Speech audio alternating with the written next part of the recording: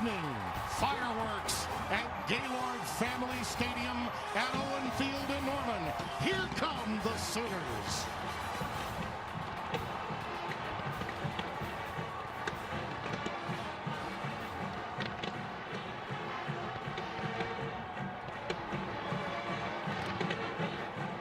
So much at stake. 18 seniors for their final game here, and a championship perhaps looming. Hi again, everyone. Tim Brando by my side. The old Sooner, Spencer Tillman, Holly Saunders, you'll hear from shortly. There is a path, not only to the Big 12 championship, Spencer, but possibly the college football playoff. But understand this, if they're going to get it done, they better do it with style. Well, make no question about it. This is about a beauty contest right now, sitting in that sixth hole in the playoff rankings behind Georgia and Michigan. They've got to score a lot of points. And then Kansas, though, can still play the role of spoiler if they keep things close. It's going to be intriguing to see if they can pull it off. Got to get some help from the defense. Ruffin Manil's got to get those guys cranked up. Well, one thing we know for sure, from an offensive standpoint, these parts haven't seen quite the quarterback that they've seen this year in some time. Kyler Murray is more than just a one-hit wonder. He's a one-hit explosion, and he might be making history for this school. Possibly back-to-back Heismans with two different quarterbacks at the same institution. There's a chance. It's incredible what Lincoln Riley has done, the job with him. Unconventional launch point for him. 71% completion percentage. That's best, second best in the nation, Timmy. 39 touchdowns responsible for, and he's putting up about 368 total yards through the air and on the ground running. It is impressive to watch this guy play. He is at an elite level. And I think Tua Tagovailoa better watch out because he's on his hip pocket. Late November is very difficult to deal with for a lot of teams. As Michigan and Ohio State earlier today, and West Virginia too. But in Oklahoma, you've got Switzer, Bud Wilkinson, Bob Stoops, and when the paint dries, one of the brand names in college football is ready to go in primetime right here on Fox.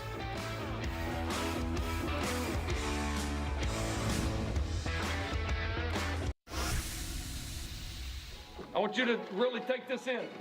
Next time you're in this locker room, after a game, so 7 days from now, will be the last time we do this as a team. The last time we do this as a team. You seniors, we got 1 week left for one more game in here.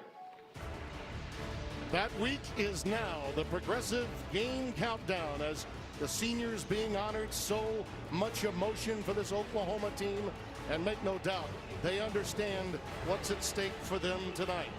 Those are the storylines surrounding Oklahoma, but how about on the other side? Well, Holly Saunders has that for us downstairs. Yes, absolutely, Tim. Well, following that Iowa State loss, Kansas Athletic Director Jeff Long let David Beatty know that he would not be returning next season. So David Beatty had this to say to the person who takes his spot next. A very classy thing to say, Tim. He said, whoever is the next guy, they're going to be damn lucky. This is a great place. Not a good place, a great place. Great fans who deserve better and a ton of great kids. Now, according to reports, Kansas is finalizing a deal with former LSU coach Les Miles. Tim, that'd be a huge hire for this university, wouldn't it? In a lot of ways, it very well could be, Holly, as you look at David Beatty. What a dignified way for him to handle this. And Jeff Long, the outstanding athletic director, allowing him to do that. You don't see that often in intercollegiate athletics today. Lincoln Riley's brother, Garrett, is actually on the staff at Kansas, coaches the tight ends and fullbacks for David Beatty. So yet another family affair. As you look at one of the great all-purpose kickers in the game, Alston Seibert handles both place kicking and punting. And back deep, Steven Sims Jr. awaiting the kick. KU won the toss, selected to receive. And this one will go through the end zone for the touchback, as it generally does when Seibert kicks away. Now let's get Tillman's takes when the Jayhawks have the ball. Tillman's not rocket science, Timmy B. It's all about sustaining drives. You talk about that vaunted Oklahoma offense. The way to kind of keep them neutralized is simply keep them off the field. And then on the opposite side of the ball, complementary defense. It's hard to put any defense in America on the plane that Oklahoma is from an offensive standpoint. But I think Ruffin McNeil can get this group playing at a much higher level, first beginning by affecting the quarterback on early downs. That quarterback from Fort Lauderdale, Peyton Bender, out of the shotgun with Puka Williams. Williams runs off the right side and gets healthy yardage. In fact, a first down on the opening play. Caleb Kelly, and you see Curtis Bolton, number 18, an outstanding linebacker makes the tackle after 11 yards. His touchdown to interception ratio has been quite good. Some unfortunate plays and controversial calls have really cost this Jayhawks team, especially last week in their narrow loss to Kansas State. Yeah, of course, he lost the handle on that one ball that had him a chance of possession away from taking the Governor's Cup that had been in the hands of Kansas State for so long. On the 35 on first down. Stretch play to Khalil Herbert.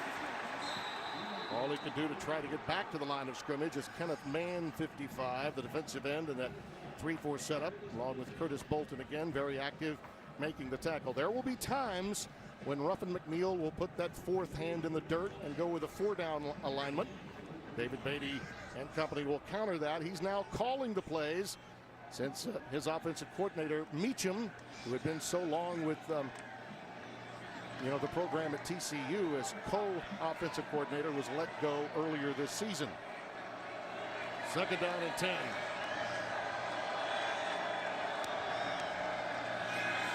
A curl route to Jeremiah Booker. And he gets 9 yards on the play. Brendan Radley Hines, playing in that nickel position, number 44, has got to understand the proximity. There are about 3 or 4 routes that you got to take away from Kansas. They've got great running backs, or solid running backs, that you've got to account for, so the numbers will be closer to the line of scrimmage. But when they show you pass, you've got to be able to cover those guys up quickly. So we're looking at those second-level defenders for Oklahoma. Murray's on that company as well at the middle linebacker position.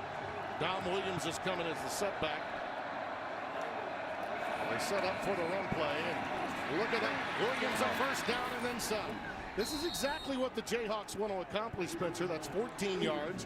Robert Barnes makes the tackle. Long drives, 12-13 play variety to keep Murray off the field. Timmy, the ball will find the mistake. A good instinctive runner will find those voids. If you vacate space, it's all about finding that naked grass. If you can find it, you're going to have some opportunities against the stop unit. There's the future Oakland A warming up along the sidelines. In the bullpen, as they say. Another magnificent crowd here in Norman. Great to be back. Oklahoma in a 4-down lineman to look. Bender with plenty of time, guns it. And that was batted down at the line of scrimmage. Heavy duty rush coming. Fama'atu in there, among others, number 91. Yeah, he along with Neville Gilmore will be the guys that will be in the middle of that defense. Again, you can get some ways to affect the quarterback from the interior of that line of scrimmage as well. They'll take it. Will this stop unit for Oklahoma anywhere they can get it? Monty Bledsoe, let's give him some credit. 72, got his big mid up there. The redshirt junior from St. Catharines, Ontario, to pat it down. On 2nd and 10, nice cutback by Puka. But he's stopped by Bolton again. Yeah, great job by Curtis Bolton, playing in that will linebacker position, number 18. I think he's their best pass rusher for Oklahoma. He is active, and the way he comes inside and fills that void, just filling up where that blank grass was. Again, the instinctive runner was headed that direction. Puka Williams found nothing there because it was filled up by Curtis Bolton. Well, he's had 4 sacks, 10.5 tackles for losses this year. 3rd down and 10 here. Trips to the top of your screen. You got to watch this route combination here up top. There's a lot of grass here that they want to take advantage of. You're right over the middle. Called his own number there. Looked like a design run, but Bolton is right there to meet him head on. It'll be 4th down. And when we talk about attacking the grass, it could be through the pass or not. But look at what's happening here on the outside with a wide 6 technique. Underneath, that's a inside game and deal that comes all the way into the middle and the heart of that Jayhawk offense and shut it down. Outstanding stunt. I told you that Curtis Bolton will be active from that will position, and they'll move him around. He's the closest thing that they have for a 3-4 type end that's flexible. 3 straight no gains after a couple of first downs for Kansas. Kyle Thompson will boot it away. C.D. Lamb is back deep. Fair catch is called for at the 14-yard line. Kyler Murray has his own bowl brand these days. We'll see him when we come back. Fox College Football, presented by Ram Trucks, is sponsored by AT&T. More for your thing, that's our thing. And by Target. Expect more, pay less. Kyler Murray, Redshirt junior, Allen, Texas, originally at Texas A&M. What a remarkable story he is. 81% of OU's touchdowns have been scored in less than 3 minutes. That's remarkable. 51 of their 63 touchdowns were under 3 minutes. The young man is just a marvel at this position. Well, considering he's 5'9", maybe 5'10", that 71% completion percentage is outstanding. Trey Sermon is his running back. He'll take it off the left-hand side. And I know, Spencer, this has to make you feel good as an old running back as we take a look at your takes when Oklahoma's got the football. Well, Trey Sermon is going to be one of the guys that get it done on the ground, but it is a beauty contest. Again, Oklahoma in the top 10 in every major statistical category in the offense, in the top 4 rushing, total yard scoring, and so forth. Jayhawks have got to defend those choice routes, though, to shut them down. 2nd down and 5. Play fake, and he looks for the corner, and he's got CD Lamb. That's one of the choice routes, the out.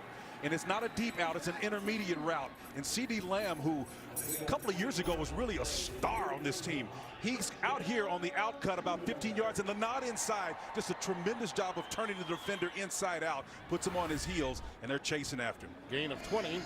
Kennedy Brooks is checked in, the redshirt freshman from Mansfield, Texas.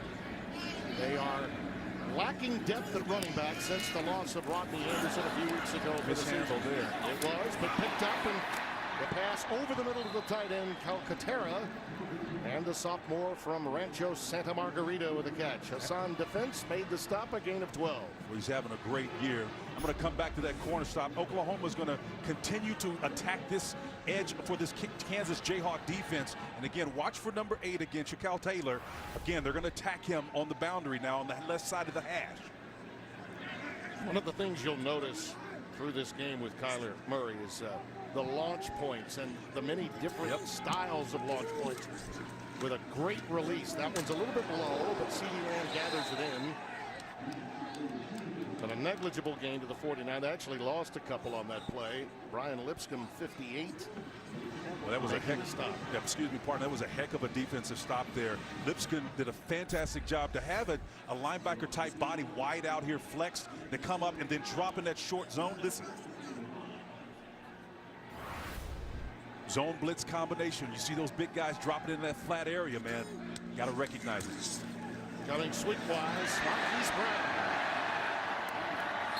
We'll watch for a lot of jet sweeps through the course of the game to get the junior from College of the Canyons. Call me Hollywood. Hollywood, Florida, not California. A gain of 12. Those are incredible numbers for this Oklahoma offense. Timmy, almost every coach that we talk to says this version of Oklahoma's offense is as prolific as the 2008 club that had some pretty gifted guys out there. Sam Bradford and company, Bill Mulholland, all of those outstanding guys. This one is as prolific. We've talked to countless defensive coordinators that have said it's markedly better than last year's team with Mayfield. Here goes Murray with a little RPO activity.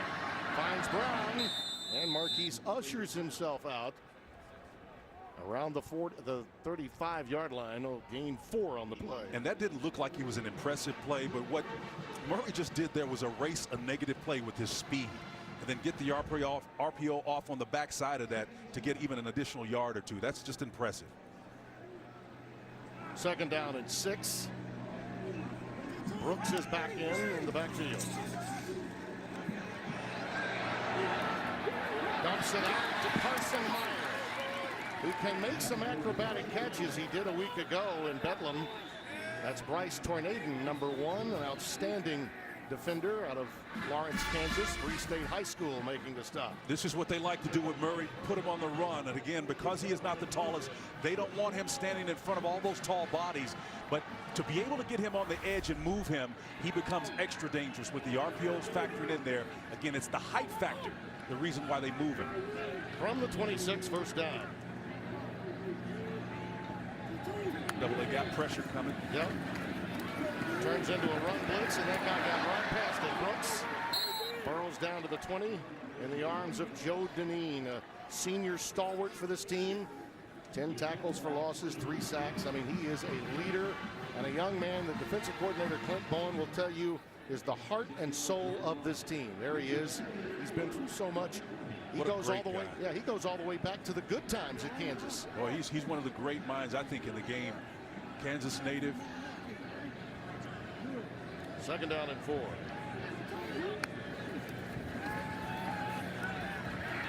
Murray for the end zone and overshoots his man Calcaterra, the tight end.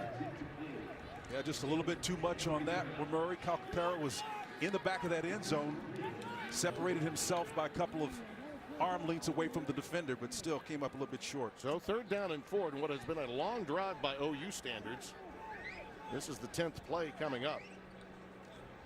They generally score in less than 4 minutes, and they've had the ball that long. Just less than 4 minutes on this drive. Brooks is back in. Marquise Brown goes into the slot right and is in motion. Brooks. Henry Brooks. It'll be first and goal. Joe Dineen with the stop. Joe Dineen's one of the leaders on this team. Again, the inside run, we can roll it, and we'll show you exactly what's happening. You've got everybody blocking to the left, and this will bend back to that soft spot up the field. And then the ability to make a guy miss in open space, yards after contact, additional 5 yards ultimately after contact. You see him carry that ball high and tight, understanding he's in traffic. Nice job of running for Brooks there.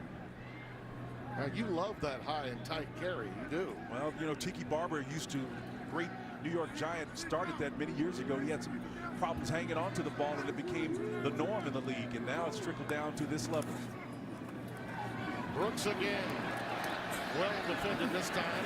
Oh, that ball's free. Yeah, it was pulled out. Didn't hear a whistle Yes, either. it was. Mike Lee pulled it out. Absolutely pulled it out. And recovered it, I believe, by the Jayhawks. Give Mike Lee credit for stripping it. And he may have come away with it as well. Just as we were talking about ball security. High and loose this time. Lee takes it right away.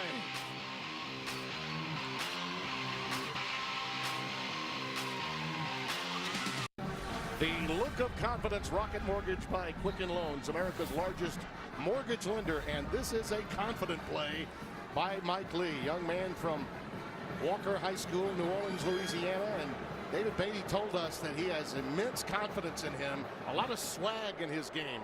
Coach Beatty told us. Yeah, absolutely. And one of the 3 things that he talked about they needed to do to have a chance is to create turnovers, and they're certainly doing that. Mike Lee, the free safety, has got the first one notch for him. OU held the ball for 450, 11 plays, but fumbled it away. Look at this. Nice run by Herbert. Khalil stopped by Robert Barnes, number 20 for the Sooners. Those Sooners up front are going to get challenged. Again, there's a 5-yard gain there. They've got to be able to win those first downs. You got to get less than 5 if you're on the defensive side of the ball. Ultimately, you've heard us say it before, you create a run-pass conflict scenario when you get 5 yards or more on first down. It's tough to get the right personnel and the defensive calls in that you like. Puka Williams now moves into the slot on 2nd and 5. Dom Williams ahead for a first down, carrying Sooners with him. Let's get a quick game break in Los Angeles. Here's Greg Wolf. Tim, thanks. Number 9 West Virginia trying to escape Stillwater with their Big 12 title hopes intact. Down 4, 2 seconds left. Will Greer fires to the end zone. It is batted down, incomplete. Oklahoma State with the upset over the Mountaineers, 45-41. Tim, Spencer, back to you. Just another late afternoon and evening in the Big 12, Spencer T. Oh, my goodness, a piece of work, man. How about that? Williams on first down. Look at that. He gets 7 yards. Curtis Bolton making the tackle. Now, the thing that happens here, Iowa State is actually the beneficiary, but they're playing Texas tonight. We'll find out more about that. Now, provided they win that game, they could actually play for a berth next week when they take on Kansas State potentially. And West Virginia falls back into that 2-loss category with a bevy of teams alongside Oklahoma. Oklahoma could actually win their way into the Big 12 title game and get a berth if they win this game tonight, as Dom Williams forges ahead for a first down. Well, let's keep all of that in context. I'll tell you what, this Kansas Jayhawk front, Dwayne Wallace 62 and the Malik Clark, these guys right here are winning their battles up front, Timmy. A fantastic job on this reach area space, moving those guys out of the way. I mean, Dillon didn't have a chance on that. He just moved the space, moved him out of that void. An instinctive back will find those naked holes every single time. Williams, 4 rushes, 32 yards. Bender, a little safety valve out to a wide open Herbert. And Khalil is stopped after another 7, maybe 8-yard gain by Bolton and Trey Brown. Trey Brown's the right cornerback. He's out there trying to defend in open space, and not before the runner has a head of steam and gets a couple of extra yards. Oklahoma needs to be able to have closer proximity to the ball at the point of contact. One of the problems they've had, not been able to create turnovers. Got their first fumble last week. 2nd down and 3. Williams bounces out. Boy, is he quick. How about that? Picking them up and putting them down. And the Jayhawk is deep into Oklahoma territory. Pushed out by Radley Highs. Well, these guys right here are the ones that are out here reaching and pulling on the front. Let's put that thing in motion and show you why this little flex move is so important. 61 comes around. That's Malik Clark. He's leading the way, and then Puka just puts him in his hip pocket and runs away from him. Barnes was the last line of defense. Number 20 back there, the safety, the free safety, a star in last week's game. Had to hold on for dear life. And the 23 of Oklahoma. Puka now with 49 yards on the ground. And we've got a timeout, it appears. Looks like Kansas took it. Timeout, Kansas. First of the half. Media timeout. Jayhawks trying to make a little history themselves tonight.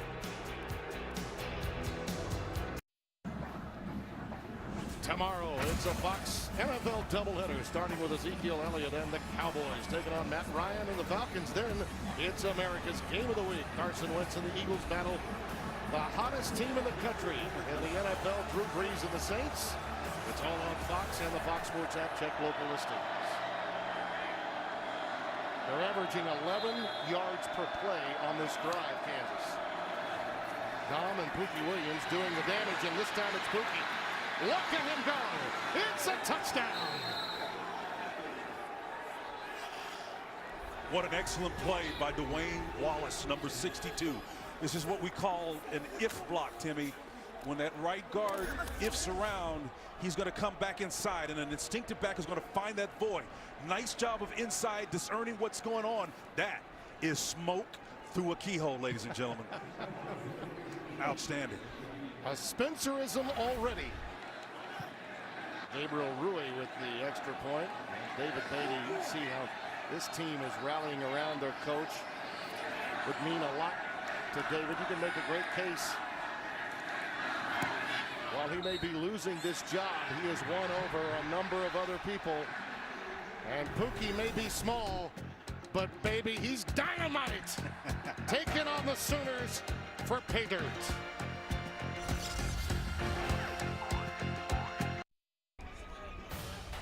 Fox College Football presented by Ram Trucks is sponsored by Ice Cold Dr. Pepper, the official drink of Fansville. And by Battlefield 5. Battlefield will never be the same. Rated M for mature. Tim, if you wonder why this game is going so fast. And it is going quickly. With our aerial coverage brought to you by our good neighbors at State Farm. Yes, sir? What was that? You're in good hands. It's going fast because this ball has been on the ground for Kansas much of this game. 109 yards rushing for them. That's why that clock has been ticking. Converting first downs is not something they've been strong at. They were last in the Big 12 in that category, but boy, they're showing up tonight.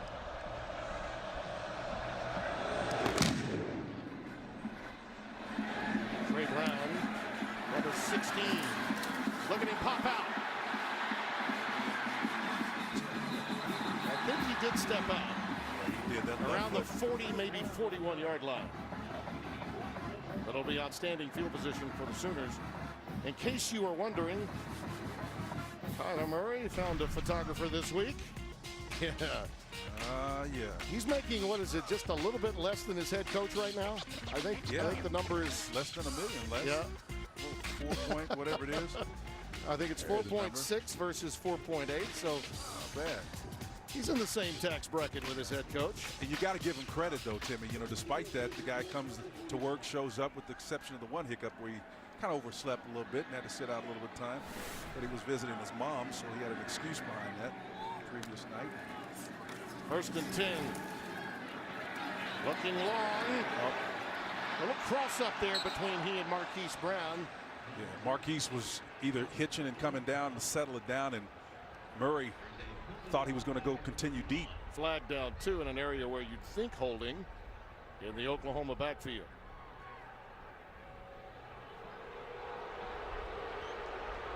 Apparently a problem with our referee Eddie Shelton's microphone, but holding was indeed the call. Take a look at the route here. You're going to see a little hitch route, then he turns and goes back upfield. A little confusion. He thinks that Murray is not going to that deep corner route. Again, that's one of his favorite routes, and Brown was looking for it, but Murray threw it that direction, but he just kind of got caught up in the route. After the penalty, first down 20. Kennedy Brooks remains the setback. Brown is now down at the bottom of your screen. Brooks beyond the original line of scrimmage and up to the 45, and Joe Deneen made the stop. Keith Loneker also there. You know, you're watching this Oklahoma team going a little bit of pace and tempo now. Tim, they are running the ball when they do run it as effectively as they're passing. They're basically a running team. Murray with plenty of time. A wide open receiver. Lee Morris down to the 16-yard line. Lee Morris making his dad proud. Former walk-on at Oklahoma back in the day when I played. This is his little fella, man. Wide open. He has been a prolific player down the stretch. Comes up with another huge play for the Sooners. From the Kansas 15. Nice. It pops free. Kennedy Brooks down to the 5. Well, here's the pass that set it up. Again, off coverage. You can see the huge cushion, and then the nod, and then the corner route. It's a skinny post route, a vertical route underneath, but he sits down in the flat area. That complementary route caused confusion in the back end for Kansas. They made a mistake and left the outside man wide open. Time winding down in the first quarter. In case you were wondering, Oklahoma last went scoreless in the second game of the year against Ohio State. Most easy option. Don't have to worry now. Touchdown, Murray. Timmy, that looked like old school stuff. That little white rag out the back of the head. He looked like Thomas Lott. The option route and a single man on the perimeter to dial it out. Exceptional read on the outside. You can see when the ball is snapped to him, watch the conflict that it causes. Let's freeze this guy's right here. Stop that down, and then boom, you can see the two-men option. He fools number 1 right there and gets into the end zone for the score. That guy's got to declare who he's going to attack, and Murray made him pay for the indecision. This is a little more like an Oklahoma possession. 4 plays, 59 yards, and a return to sender. Kyler Murray. You'd rather him throw it, believe it or not, than tote it. We'll be back.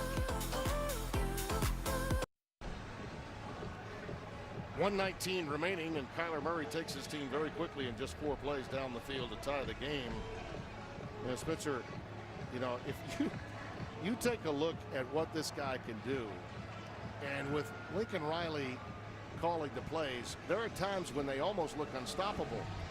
And the confidence level that this young man has to go along with his coach in dialing up plays, you know, it's a little bit like, to use a professional analogy, Drew Brees working with Sean Payton.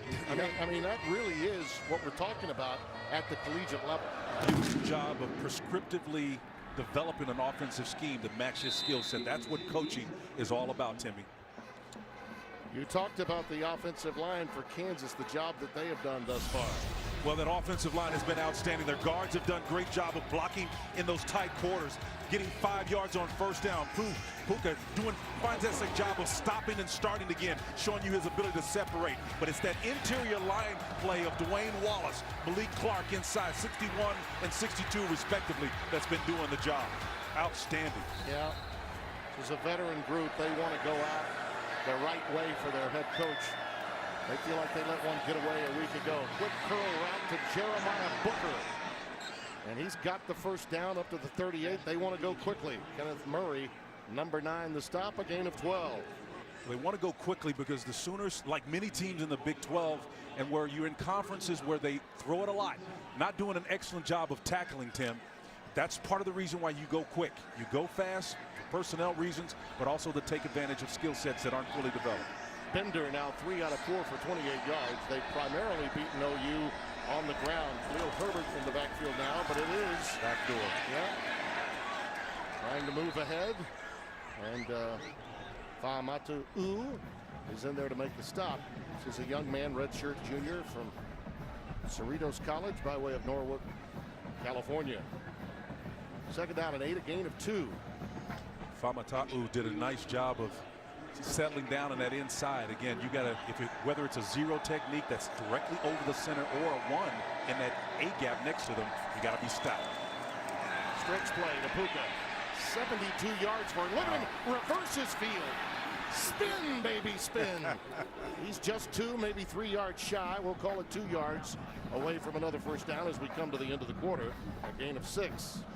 Very entertaining start, my friend. They have been outstanding. Puka's been leading the way. That's the end of the first quarter. Boomer Schooner came out thinking, let's celebrate, let's coronate. The Jayhawks have other ideas. The folks from up north coming to town.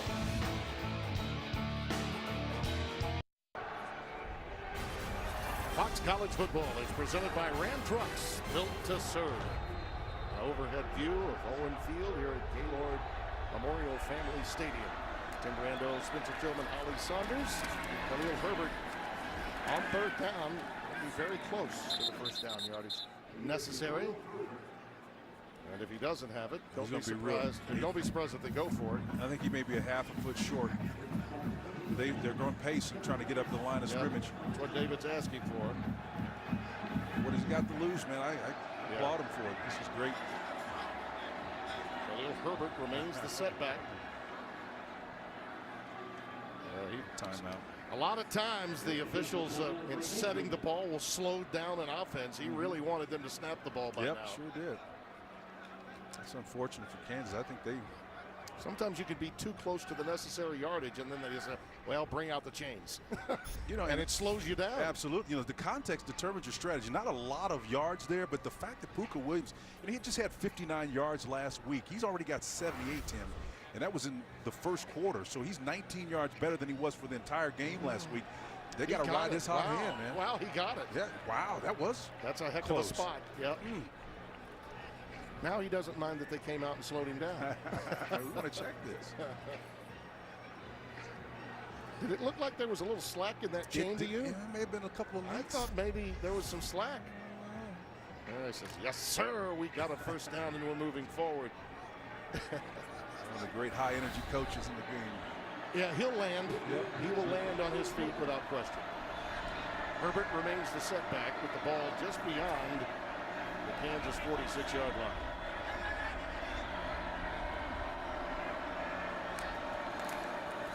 Herbert stretch play going wide. Oklahoma's defense up to the challenge as Robert Barnes comes up from safety to taking down the sophomore from South Lake Carroll High School in Texas. Robert Barnes, son of Reggie, great Sooner, 90s. Did a fantastic job of working outside there. Nice play. A lot of legacies within the Sooner program, always have been. 2nd and 9.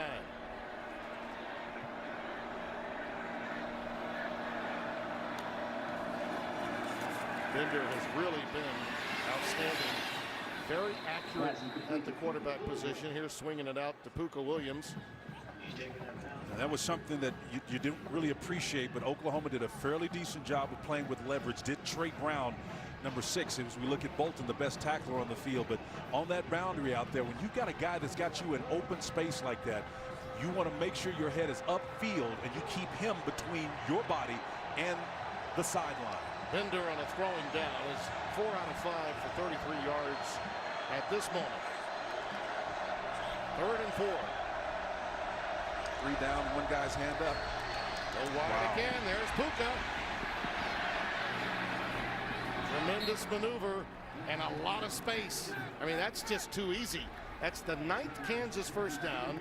Patrick Fields made the stop, and this is going just the way David Beatty orchestrated it. Yeah, Patrick Fields is the nickel guy, so he's back there. Again, look at the relative proximity to the ball. These guys are at least 10 yards from the ball carrier.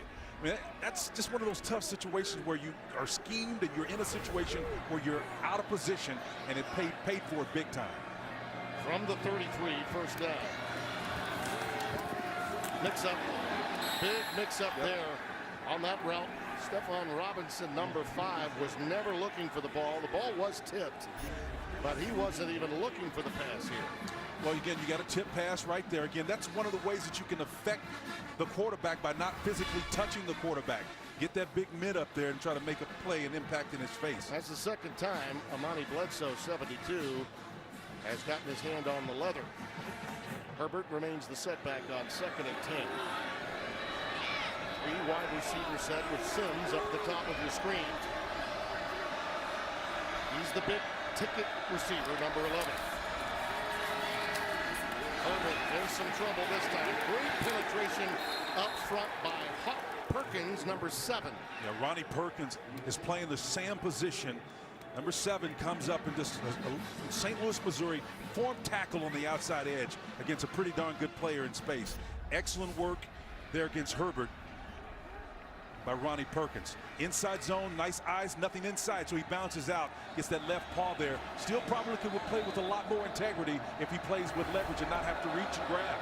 Now they've gone wide a number of times. You begin to think maybe they'll go with something deep this time. But with an out pattern, that's Jeremiah Booker. And he's going to be taken out inside the 30 at the 29 by Trey Norwood. Long way from the first down, so it'll be a 4th down coming up. Well, Peyton Bender had a corner cat blitz hugging him in the back. You can see coming right off the edge, and it was tough, man. Brendan Radley Hiles was coming screaming, delivered it off, but he paid a price. The shot. All right, this will be a 45-yard drive. On 4th and 5, Gabriel Rui. Oh, he got all of that. Yes, he did. Connected on a career-long 54-yard field goal in the season opener. Didn't have to go quite that distance, but the Jayhawks have the lead over Kyler Murray and the Oklahoma Sooners on Fox.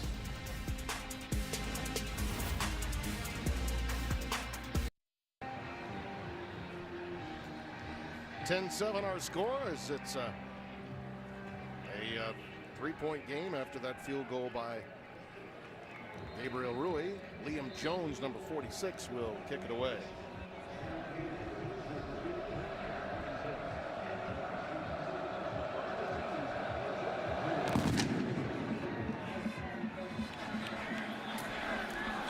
Trey Brown picked it back up, trying to make something out of what appeared to be nothing, and look out. How about that? That's a nice recovery. Well, it's time now for Proven to Last, sponsored by Ram Trucks, built to serve. Fantastic job of this guy right here, working inside as Murray. The option game, the RPOs were working as well. When you put him on the move, Timmy, he's very difficult to defend. And you get those guys working on the edge. Here's that inside option game, easy. Number Murray, look great. First down 10, trailing by 3 with 11:53 in the second. Tim Brando, Spencer Tillman, Holly Saunders. Marquise Brown in motion, and they go with Teddy Brooks right up the gut. Up to the 43-yard line. A quick game break now. Let's go to Greg Wolf in Los Angeles. Tim, thanks. Number 16, Iowa State. Number 15, Texas. Either of these two teams win out, they book a trip to the Big 12 title game. Sam Ehlinger keeps it himself right up the middle. 7-yard touchdown. Longhorns lead 7-0 first quarter. Back to you. All right, Greg, thank you. Here, Kyler Murray's on the loose. He's going to be corralled at the 45, but he does have the necessary yardage for the first down. Joe Deneen making the stop. We should mention in that Iowa State game, Spencer, David Montgomery is out because of a fight in last week's game. Yeah, he's out, but the coverage is in vogue right now. Kansas doing a fantastic job of making Murray scramble. He had great protection. Unfortunately, Kansas was not able to play it off on the front end of it. That is, get to the quarterback. Scrambling around, and that's something they don't want him to do. If you recall in our conversation with David Beatty, he says the last thing he wants this guy to do is run the football with its speed. First down from the 46. By the way, Montgomery will return for Iowa State in the second half. of that game being played in Austin. Very important. There's Brooks. Boy, just popped free after the initial contact. Gets another first down for the Sooners. Stopped by Mike Lee, who had that big strip and fumble recovery earlier. I'm going to be critical him again. The tackles here, I think they're working inside a tag block, but here's where the hole was, right through here. I mean, even though you got leverage on that outside, Timmy, I think you have to push it a lot more. Then that inside underneath game comes open for you. Big time play fake, and Murray looping it deep and incomplete. Going for Calcaterra. When you think of all the greatness that they've had in the past with Andrews and company at tight end, after that run, let's take a look at what transpired here to your point. Shows great patience, right? And so color does flash. There's a white jersey in that hole. So he makes the right decision in getting up front. But what you want to do is push that a little bit further, like we used to do the old stretch plays. When you stretch it further, that outside guy has to commit more. Then you get vertical upfield. You'll find a gaping hole there more often than not. Well, we just saw the second incompletion for Murray. 7 out of 9 for 95 yards. That's Marquise Brown in motion. 2nd and 10.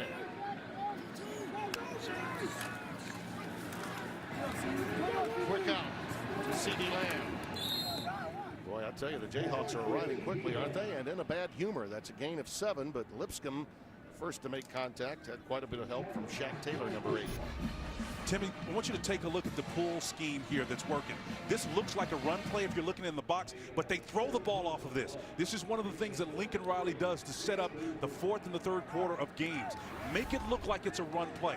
You see that action as a defender, you start to do that, then they come back counter to that same side. This is an excellent job, and one of the reasons why he's one of the greatest minds in college sports right now. So creative and creating scenarios that are tough to defend. 3rd down and 3. Shannon cross. There it is to C.D. Lamb for the first down.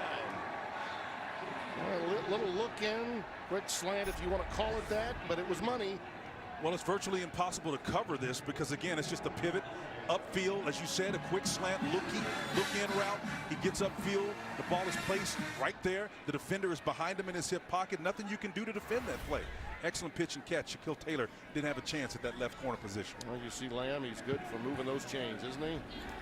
He was a star a couple years ago. They've got so much depth in this offense at receiver for the Sooners. He's been overshadowed a little bit because of the great statistics that others, including Murray, have had.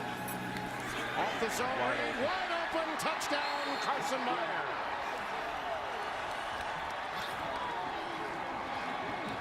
There's a late flag.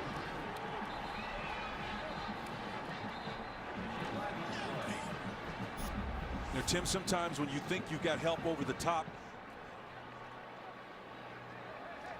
Murray with the ride in the mesh, he goes up into the line of scrimmage to sell it even more.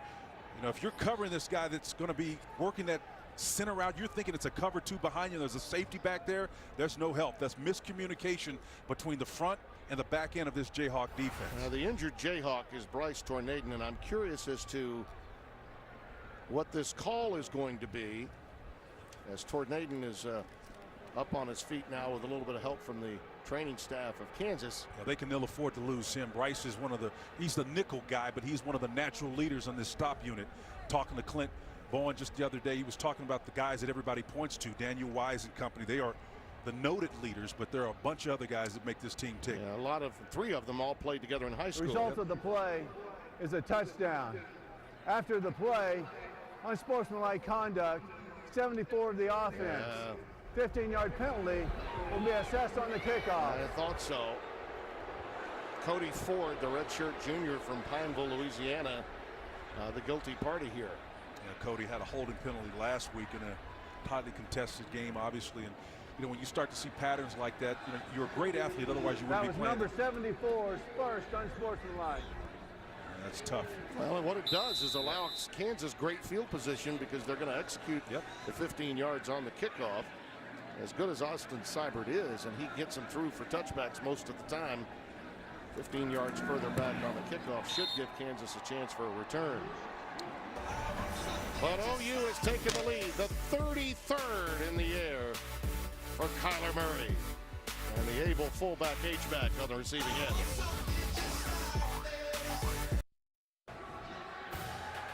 Fox College Football, presented by Ram Trucks, is sponsored by Verizon, the unlimited plan you need on the network you deserve.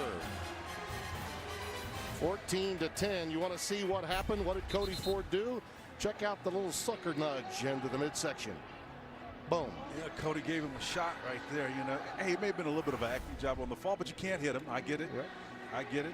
A little bad blood maybe spilling over from last year. Yeah, you may recall what happened before the game when they refused to shake the hand of Baker Mayfield. And by the way, David Beatty addressed that with us before the game when we chatted with him the other day, and he made no bones about it. It was something that he was not proud of. Certainly doesn't want that to ever happen with a program that he's with. But we can't lose sight of this, though. Baker Mayfield struggled in that first half in Lawrence. It was 10-7. Yeah, you can't ignore that. He absolutely did.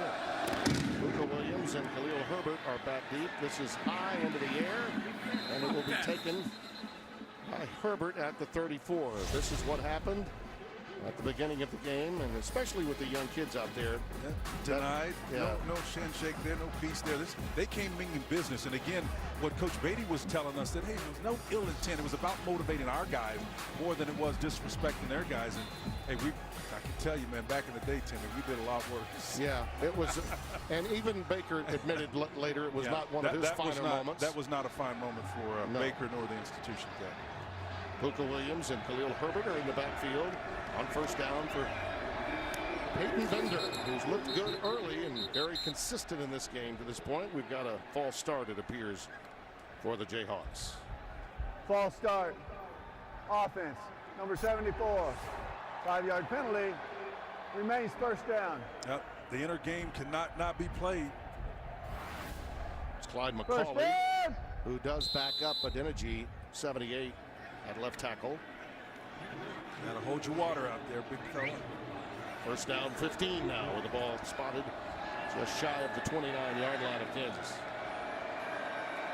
I'll tell you, to this point, Spencer, they've done a nice job of possessing the ball and keeping Kyler Murray and company off the field. I am impressed with that, Timmy. They've been consistent. Puka, look at him bounce outside. You talk about fast. Those short, choppy steps. Trey Brown ushers him out. Sophomore from Tulsa, Oklahoma, Union High School. Yeah. Union produces some great athletes out there, along with Jinx High School. Union, remember the great, couple of great linebackers came out that went to Texas. One of the rare times that kids come from Oklahoma and go to Texas. Jeff Lighty, late Jeff Lighty, great one out of Union High School. Puka, by the way, over 100 from scrimmage, 99 rushing, 5 receiving. What a half. Khalil Herbert now in the backfield. 2nd and 8.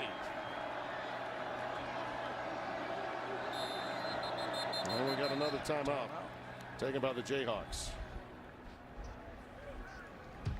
Timeout. Just keep matriculating the ball down the field, boys. That's all he wants. Just trying to scheme. Yep.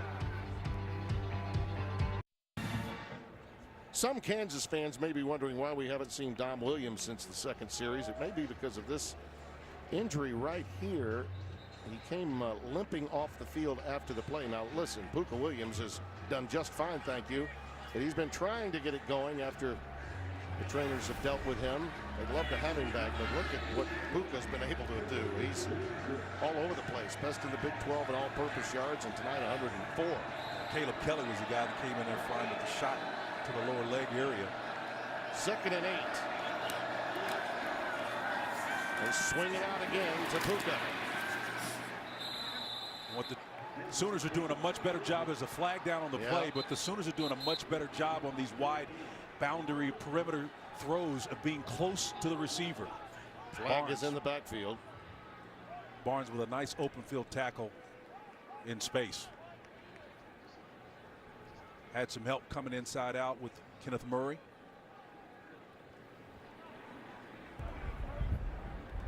Personal foul. 75 offense. 15-yard penalty. We play 2nd down. Boy, that's Antoine Frazier with a huge mistake. The junior from Huffman, Texas, with a personal foul. And that will really back him up. By the way, just as we were talking about Dom Williams and that injury in the second series, we've just learned from Holly Saunders and company downstairs that Dom is not going to return to. We're being told that he will not be able to make it back into the game tonight. Let's see what happened here with Antoine Frazier. 75. I know he's got his left hand on his back, but I don't think that's. Well, let's see. Must have happened well after the whistle.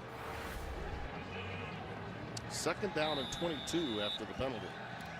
Well, that's a big loss not having Williams. It means Khalil Herbert and Williams will have to be the running backs the rest of the way. So a little bit like Oklahoma, Kansas depleted at running back. Only 2 that can really go. Williams, so quick though. What a burst he's got. That's 9 yards just like that.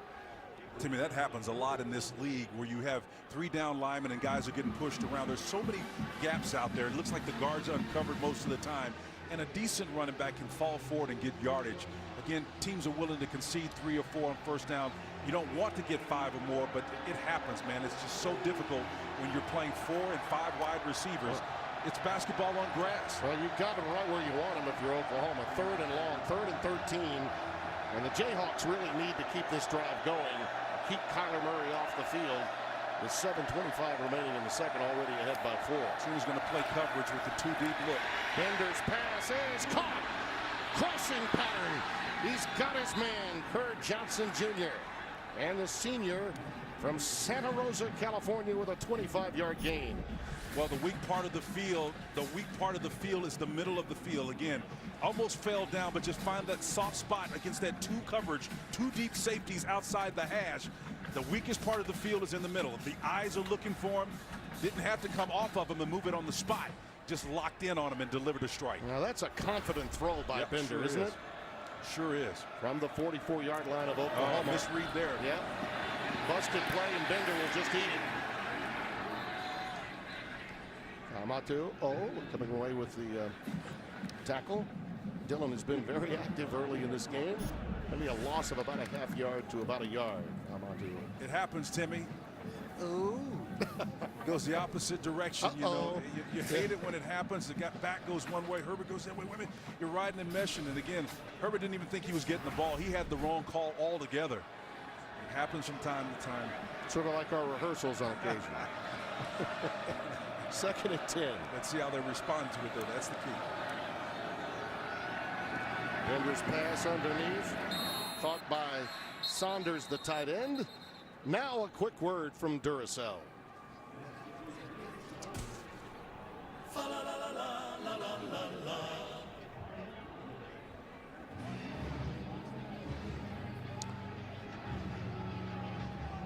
I did get in the spirit.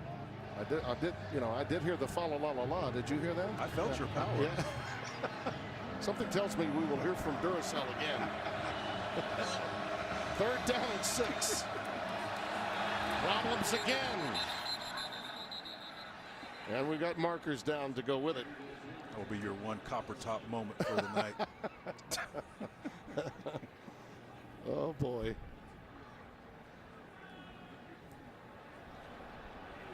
Eddie Shelton, our referee, hearing from both his side judge.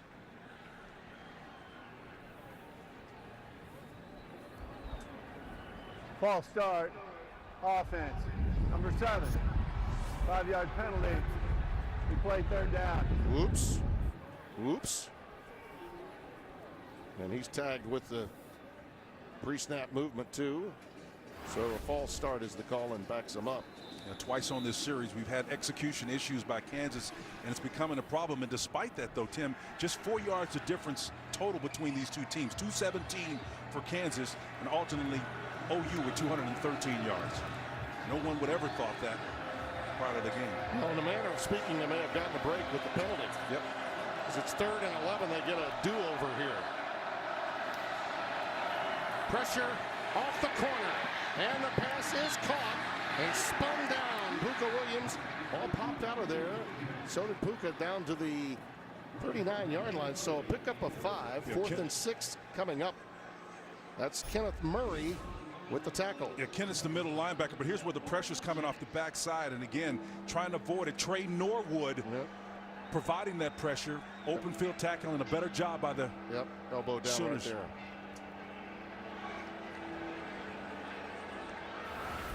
So he was down right there. So it's 4th and 6. 38% their percentage on 4th down conversion, 6 out of 16. I think he's going to wait, let the clock wind down, and take a timeout. David Beatty. That's his final one Kansas. of this half. 3rd and final timeout of the half. Oh, Stevie Wonder.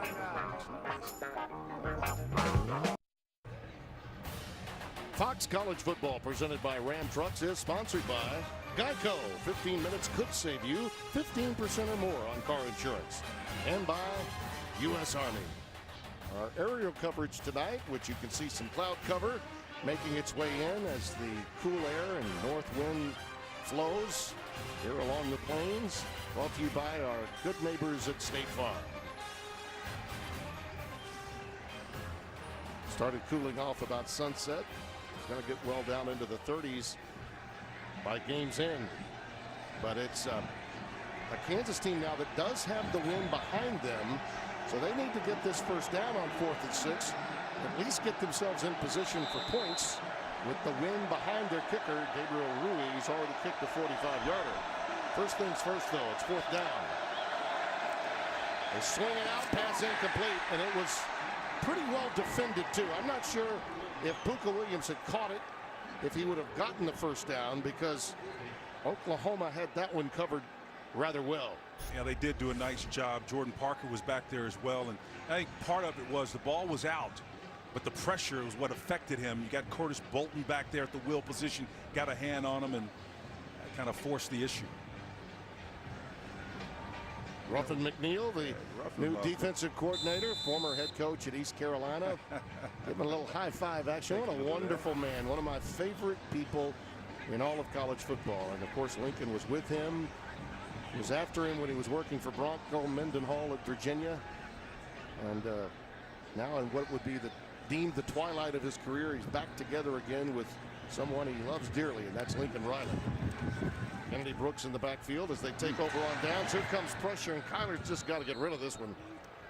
Outstanding pressure coming from Issy Holani, number 6. And Ruffin, you know, Spencer, I don't know how he lost his job at East Carolina after the job he did there. That's number 1. The offensive numbers they put up was off the chart. Yeah. The defense was solid.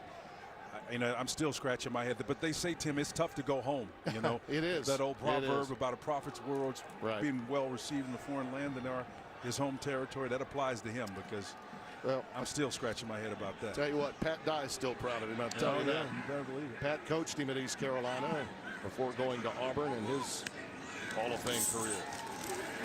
Murray looking and incomplete, intended for Calcaterra. We're going to get a marker. We will.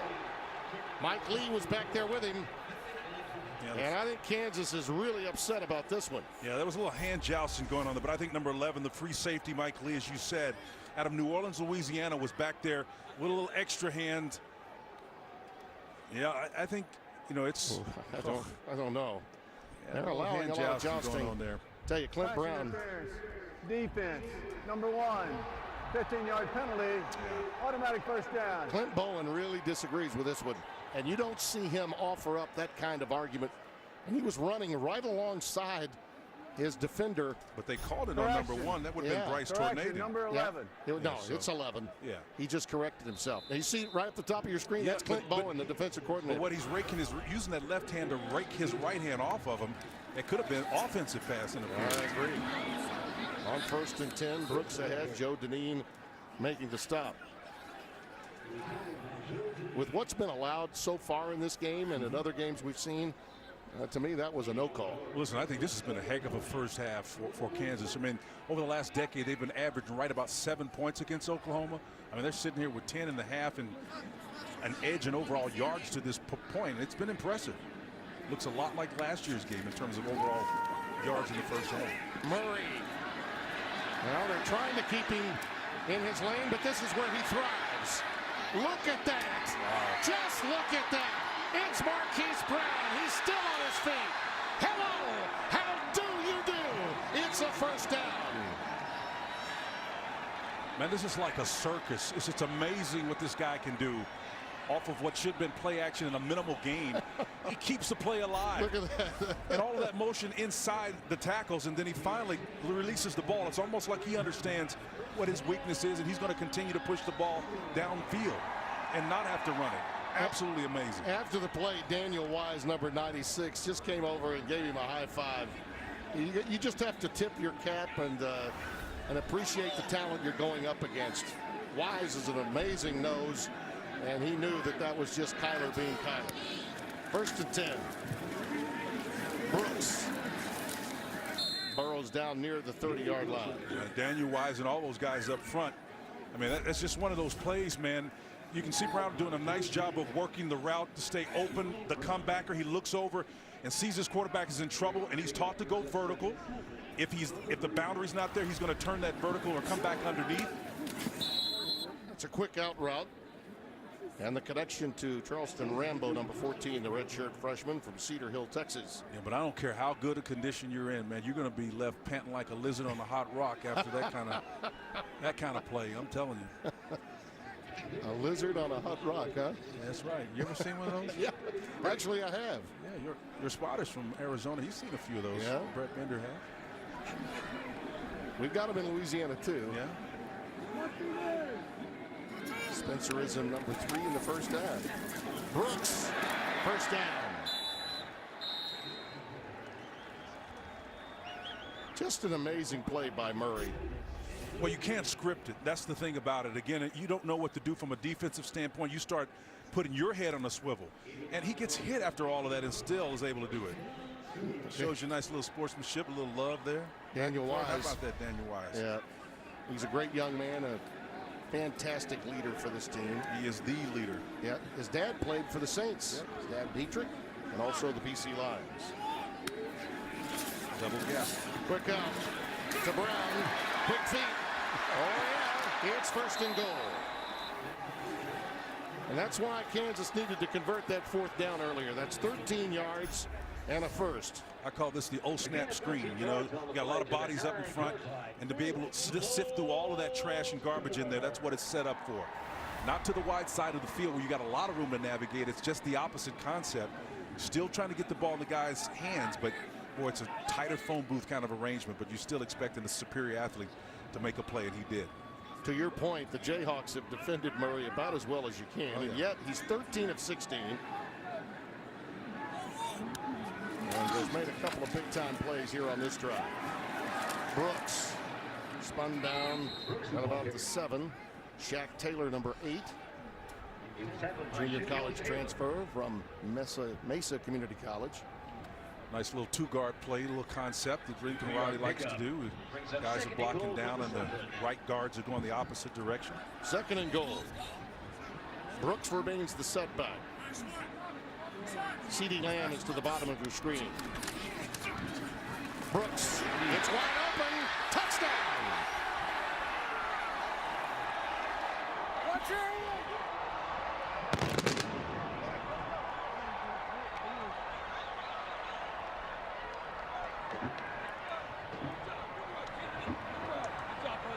10th rushing touchdown for Kennedy Brooks. What a job by Creed Humphrey here, reaching the guy who's got his outside eye. He tries to shed him away, wrong decision. But when you feel a defensive player try to go in opposite direction, and you know as the guard that the play is designed to go that way, you let him go. He's helping you out. I mean, it's just great instinct by Creed. Seibert with the extra point. Long drive, 9 plays, 60 yards, over 4 minutes. Brooks gets it done, and the Sooners back up by 11 now.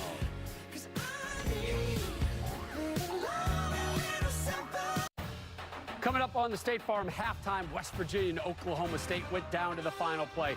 Texas, Iowa State battled to stay alive for the Big 12 championship game. And Ohio State and Michigan both had major issues a week before the game. Tim, Spencer, see you at the break. All right, thank you. And that Iowa State game with Texas is very important. And you see Kennedy Brooks, who's been really taking we mentioned earlier the loss of Dom Williams for Kansas, and Trey Sermon hasn't been heard from since very early.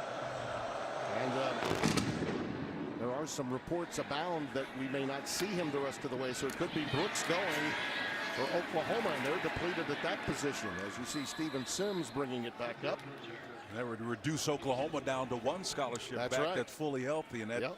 that would be a tough spot to be in against this bunch. Again, a little thin at this Oklahoma offense that's all of a sudden in the last 3 weeks have become prolifically balanced and down to one scholarship back now, if indeed Sermon is out. Yeah, we had a chance, by the way, to visit, you and I, with Rodney Anderson. What a nice young man he is.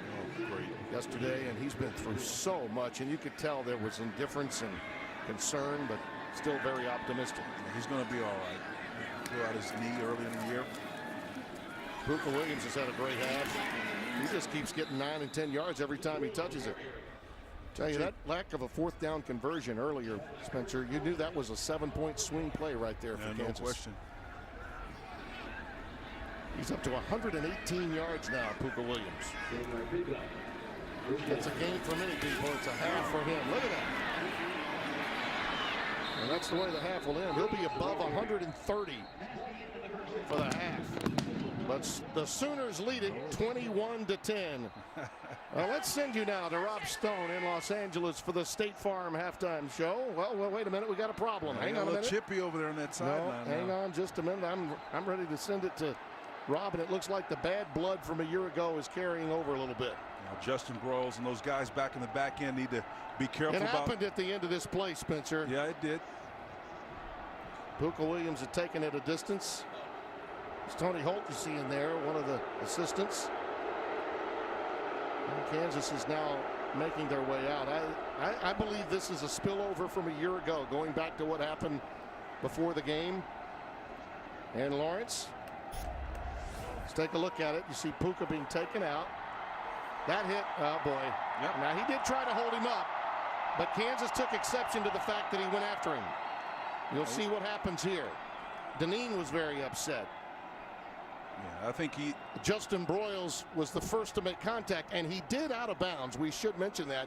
But after he knew he was out of bounds, he looked like he was trying to pull up. He tried to pull up, yes. But Kansas had already taken exception to it. No question about it. And that happens. You come in with a chip on your shoulder after a tough loss. All right. Now I think we're ready to go to Rob Stone. And Rob, we need a deep breath here.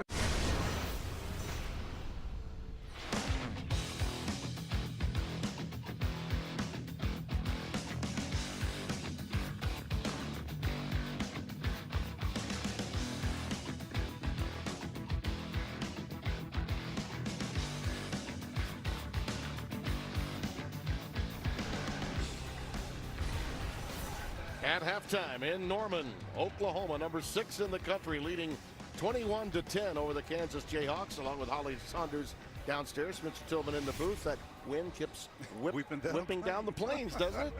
Now, let me tell you something. That Oklahoma offense will keep whipping it, too. Even when you shut them down for the most part, and Kansas did okay, yeah. Man, they're creative. Well, that creativity can lead to confusion. I think that's kind of what happened on this particular play. When you look at Bryce Tornadian, he's the nickel back that comes in there. Look, he's trying to protect himself by covering this guy. We call this a green dog kick technique. If that back does not come out of the backfield, typically he is going to be blitzing. But because he does nothing, it tells me he doesn't understand his coverage. There's no one behind him. Meantime, just look at Carson Meyer. The back that was in the H-back position, the fullback wide open, splitting the difference there. And again, Coach Clint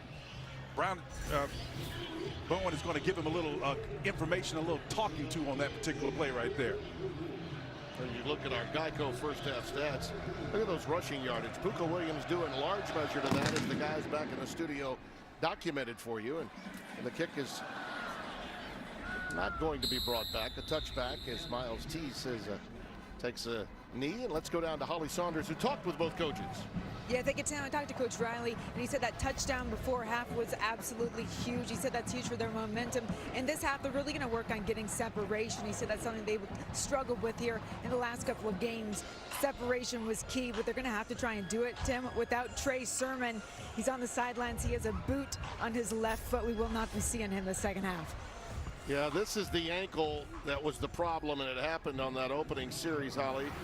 And that meant Kennedy Brooks had to tote it. And he's the only scholarship back that they have available to them. The others aren't dressed. He got hammered right there at the 30-yard line by Mike Lee, who had the strip and fumble recovery. And you see the boot on Trey Sermon, as Holly mentioned. But I mean, with the loss of Anderson earlier in the year, TJ Pledger's the only guy that they've got back. He was nursing a little hip injury too. He was coming back. Yeah, he can't go, and Sutton is also out. Brooks again. You talk about running with a band. He's got to run carefully here. 6-yard gain and a first down. Very important series for the Kansas defense to open this half. You know, they won the toss, elected to receive.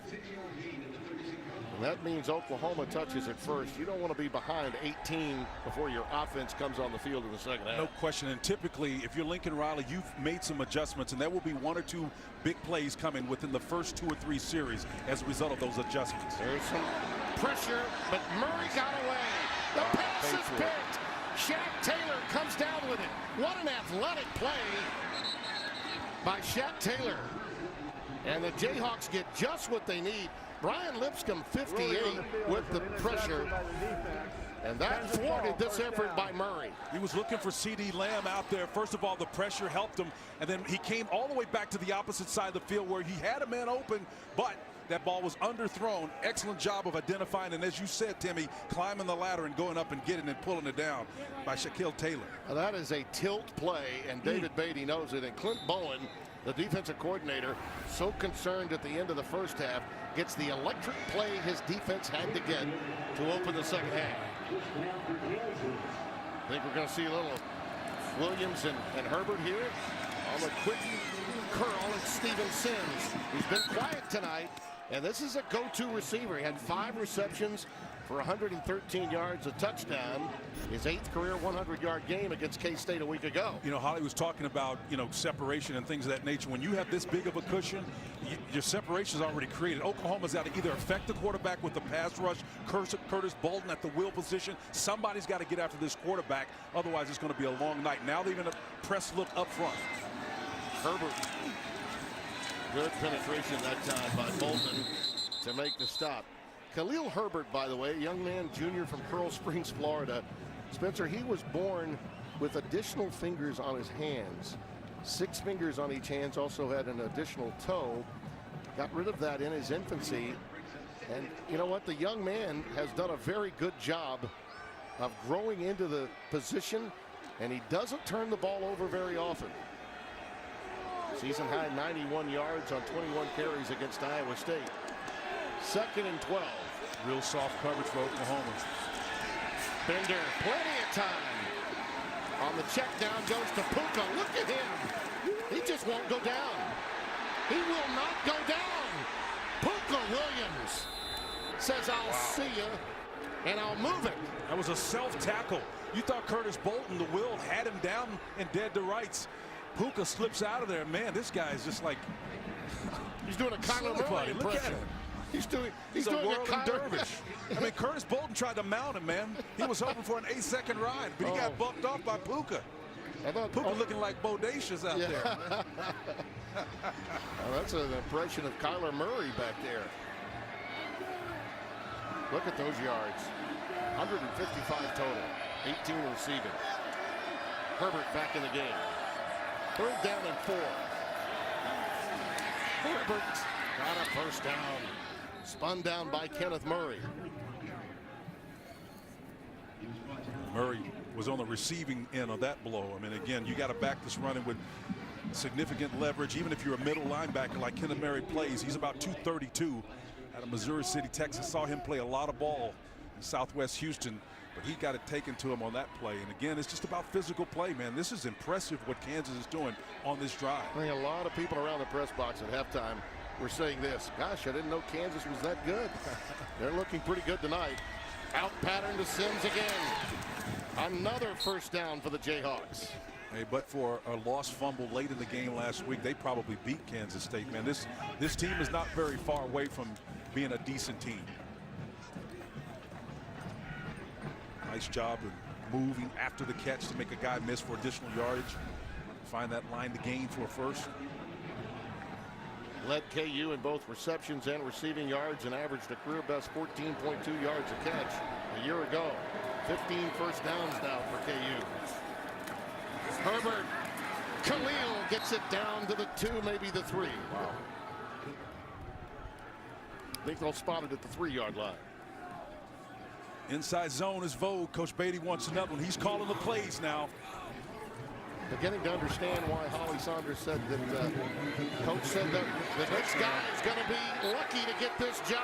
Khalil Herbert with a touchdown. And Kansas right now does look like a team playing with an edge. Well, we began our show with that conversation piece with the coach. Well, Timmy, let's see the guard pulls here. Let's see if what they do to make this play work. Nice job of bouncing it outside. It was really just the speed there, outrunning Trey Norwood on the outside that got him in there. The guard did his job, just a mush inside. Nothing there, so the inside zone designed for inside was able to spill because of the speed. I think a lot of people felt, I know I did, if Oklahoma scores, then look out, this game could be done. But this play right here, a 14-point swing. If OU scores, you're down 18. Instead, you get the pilfer, and you're only down 4. It's game on for KU. Fox College Football is presented by Ram Trucks, built to serve, and is sponsored by Allstate, reminding you that football season is mayhem. Well, that last Murray interception was only his 6th all season. He has his 33rd touchdown thrown earlier. You see what happened with Herbert with that magnificent run set up by the Shaq Taylor interception. And those takeaways and points off, Spencer, adding up now for Kansas. Always has been the great equalizer, always will continue to be. Trey Brown pushed back at the 23-yard line. Let's quickly get a game break from Los Angeles and Greg Wolf. Tim, thanks. Number 2, Clemson facing Duke. Blue Devils haven't won in Death Valley since 1980. Clemson's first series, second half. Travis Etienne, 27-yard score. The Tigers lead 21-6, third quarter. Tim, Spencer, back to you. Get ready for Chapter 4 of Alabama Clemson. Whenever that it will be played, we just don't know whether it's a semifinal or a final. Just underway, third quarter, and now the Sooners, we'll see if that explosive offense can come back to the headlines. Kennedy Brooks, but remember they are playing with 1 scholarship running back only, so not a lot of help for Kyler Murray. Yeah, one thing I'm going to be tracking here is what the Sooners do on first down in terms of yards. Typically, traditionally, it's a running play. Again, 4 yards is typically what they had on that particular play there, but we'll see what they're able to register the rest of the way out. 2nd and 6, that's CD Lamb, option game. Yep. Marquise Brown was in motion. They come back with the option to Kennedy Brooks towards the boundary, and he's undercut by Mike Lee, but it's a first down for the Sooners. That looks like a decent play, but you know, if you had one of your Fleetfoot backs in there that's able to run, that play right there is turned into one that hits the other end of the goalpost, man. It's about speed and getting to the edge. Brooks is up to 104 yards now. Out of the shotgun, Murray lets it fly, and it's Marquise Brown for a first down. Into Kansas territory at the 48, 15 yards. Hassan Defense again was working number 13 back in the back end. He got turned around, and too much separation between the ball and the defender there for him. You know, when a guy gets turned around like that, man, it's just like stealing. The ball moves faster than the body. There's no way he can recover once he gets turned around. 14 of 18 for 178. A touchdown and a pick for Murray. Out route caught. That's CD Lamb. Well, they like that deep out, man, and that's a dangerous pass. It's really another version of the one that got intercepted with even tighter coverage out there. You got to really be careful if you want to make that next level type throw. A little more woofing there between Bobby Evans and Wise at the end of this play in that interior alignment. Goes over the top of that cover 2 look. Again, a near guy up, but once again, that was the defense that looked like he was able to cover.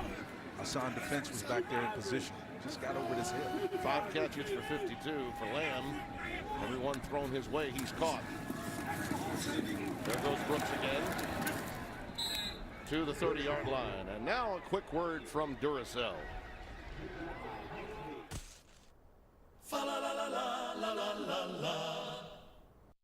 That's what we call a make good fa la la la la la la la la. Sooners trying to power up their offense, too, with the little two-gap guard scheme there on that last play. 2nd and 5.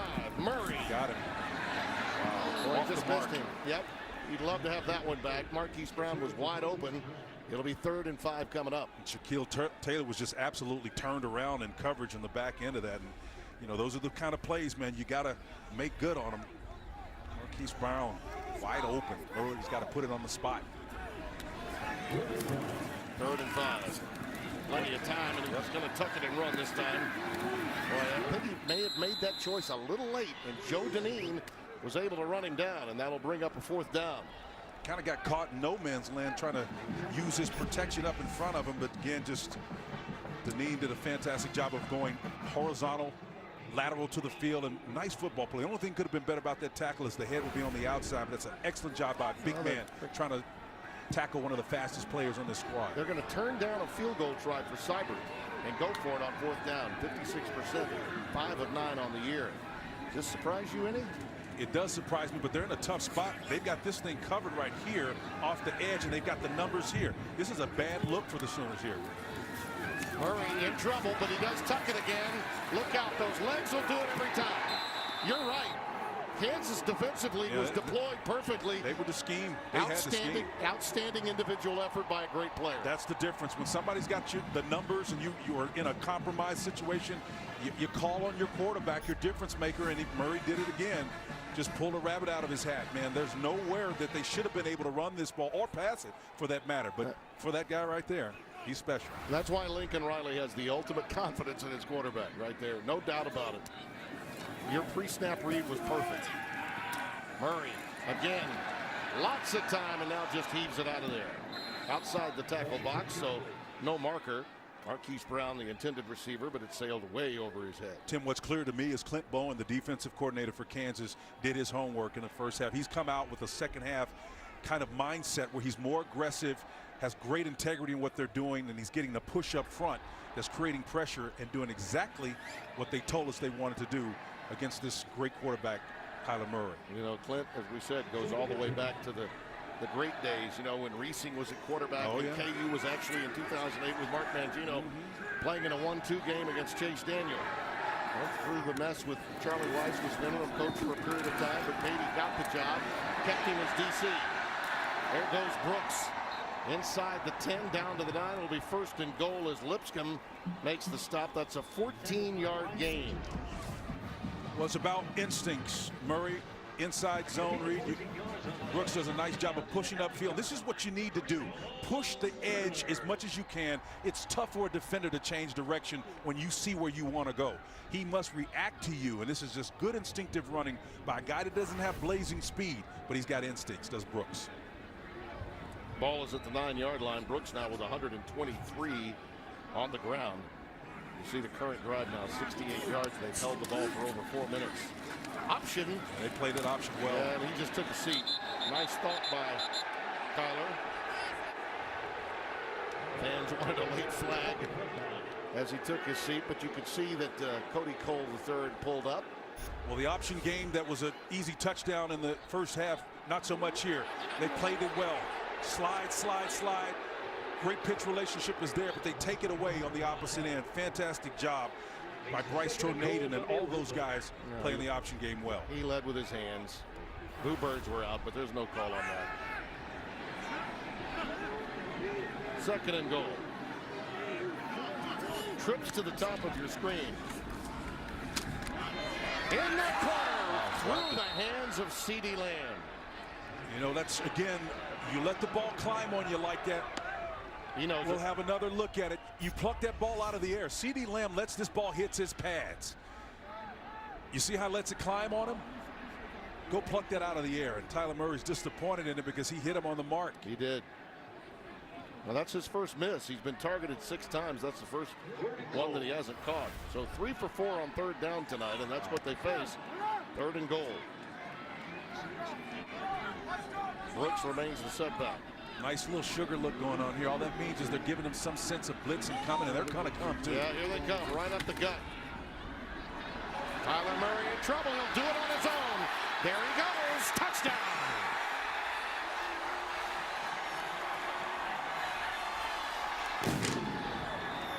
Timmy, when you take bad angles, Azur Kamara, the left defensive end, number 5, tough for a guy like that to change directions. He's 6'4", 225 pounds, and again, the leverage wouldn't allow him to come back. The hesitation by Zamara, watch him come upfield, bites on it. That guy right there is too fast to try to redirect and catch him. Spencer, as he's coming off the field, he's hobbling a little bit, Murray. Well, this Kansas Jayhawk defense has been touching him up a little bit. Yeah. He may just be a little bit tired after a couple of plays he had to make there. 9th rushing touchdown, his 2nd today. 42 total yards. But the Sooners now up 11 again, 28-17. Fox College Football, presented by Ram Trucks, is sponsored by Wendy's, the official hamburger of NCAA football. We'll see Connor Murray on one knee. His coach came over to see him. I think he may be more tired than anything else. He had to tote it quite a bit there. You see his evening graphically. 15 of 22 for 191. That was his 42nd touchdown of the year. 6 rushes for 27 yards tonight. And on that drive right there, Spencer, 2 incredible plays on a 4th and 6 conversion that a normal quarterback that's merely mortal won't make. Those 2 plays is the reason why they were able to score. Again, there's no defense for them. Well, I think we hit the old near whiff there for those flags. There's a stiff wind coming. Yeah, Seibert was like, big time. Yeah, and by the way, if you've noticed, the fans in the corner of the stadium, many of them have left. He put his brakes on just in time, a little bit like Tiger Woods in a backswing. He knows when to pull back, stop the swing in mid motion. You're going to make the point about the fans up top because of the wind. It's about 15 degrees cooler up there, by the way. Yeah, and it is cold. It has gotten much colder as the game has progressed. Here goes Puka Williams. He's out beyond the 30 to the 33. Timeout, 5:32 remaining. Jayhawks trying to hang tough against number 6, Oklahoma. Time now for our heavy-duty players, sponsored by Ram Trucks, built to serve. And Puka has been running heavy, Spencer. Well, he's been running heavy, and he's been running with intentionality and discernment. The ability to use his speed once he makes a decision, puts his foot in the ground, and then when he has to change direction, I love the fact that this guy's instinctive. He will not go down. He was like a whirling dervish on that play. Well, they begin at the 33. There you see the numbers on Puka. They can move him around a lot, especially with Herbert in there.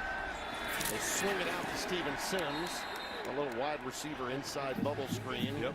Gets a little bit in front of Trey Norwood, number 13, a sophomore from Fort Smith, Arkansas, Northside High School. I had a chance to see Steven Sims. He's a junior out of Houston, Texas. He's a little small guy, about 5'10", 176, but he's so dangerous. That's why they were trying to get the ball to him on those little slim seam routes, and then, of course, on the screen as well. 2nd down and 9. They gave the reins to Bender earlier in the year, Spencer. He has quietly gone about the business of being very effective. Herbert helps, as does Puka Williams, no question about that. Well, Tim, in a year when there's been so much instability, I think it was early October when Coach Beatty fired Doug Beacham and took over the play calling duties himself. So you look at how much change has been a part of this offense. To be able to have any continuity whatsoever, the new head coach that comes in, it will have been 4 different head coaches since 2000. So a lot of instability. We know that continuity makes for good, solid football teams. 3rd down and 4.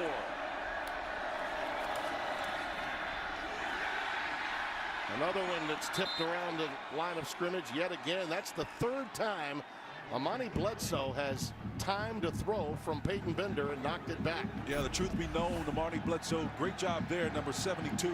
But for the most part, Tim, it's been a mixed bag for him. On the run games, Kansas has been able to get outside of him on some substantial runs. So not able to get to the quarterback, at least he can affect him by getting his hands up in the air. Kyle Thompson will be called upon to punt. CeeDee Lamb is back deep, awaiting at his 20-yard line. Opportunity for a decent return here.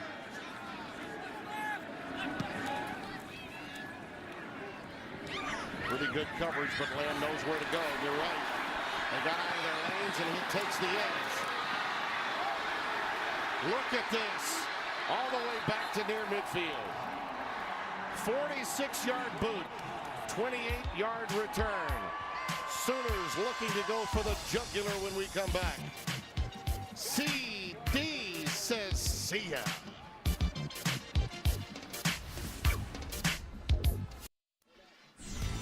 Here's tonight's Duracell most trusted player. Any doubt, Spencer? Nope, no doubt whatsoever. You can trust him because when everything breaks down, he's got the power to go finish and close the deal. Even when things go awry, he's able to find and make something happen and show you he's got the speed and the juice on the back end. He never runs out of it. He's like that Energizer guy. He is. Play fake. Here he is again, looping it, finding his man, Carson Meyer. They love to find Meyer coming out of the backfield, out of Tulsa, Oklahoma. You know, he runs those wheel routes with a plum. He scored on a seam, of course, earlier in the half. He did. Showing you the elusiveness, again, staying within the pocket to find and create. Nice little out cut there. Meyer does a nice job of getting downfield after the completion. Ball at the 32-yard line. Meyer, by the way, 3 receptions for 19 yards. That was his 3rd reception for 19. He's got 49 on the night. And Brooks takes it down to about the 26-yard line. Hassan defense with the stop. To put it in perspective, Oklahoma's explosive offense, take a look at this. Yeah, these guards pulling, that's been the ticket for Lincoln Riley this half. And again, those backs have to be instinctive. Just excellent job of moving upfield. Cody Ford, who had some issues in the half with penalties, but on that play, he was really, really assignment conscious. Did a nice job. From the 26, it's 2nd and 4. Looping it for Lamb. Tipped into the air, almost intercepted too. It falls incomplete. Lamb's had a couple opportunities to make plays in that corner over there. That one was defense exceptionally well. Outstanding play on the back end. It was CeeDee Lamb is a tremendous athlete, physically gifted, able to go up and climb and make plays happen, but good defense is good defense. Kyle Mayberry made that play, the junior from Tulsa. 3rd down and 4. I think he may have gotten a little dinged on that play, Lamb. Curl caught at the 18 by Rambo. They'll actually say he got to the 17-yard line. And Mayberry defending on that play. You see CD kind of gimping, getting up, taps himself out in the helmet. Got some issues, so he's a tough cat, though. He'll come back if he can. Kansas really needs to hold Oklahoma to 3 here. You want to have any chance of making a run against the Sooners. You don't want to fall behind by 3 scores. The Sooners can be lethal inside the red area. I mean, because the playbook actually expands because of the skill set of number 1.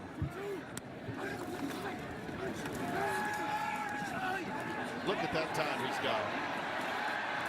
And he's finally hauled down. That's a coverage sack right there.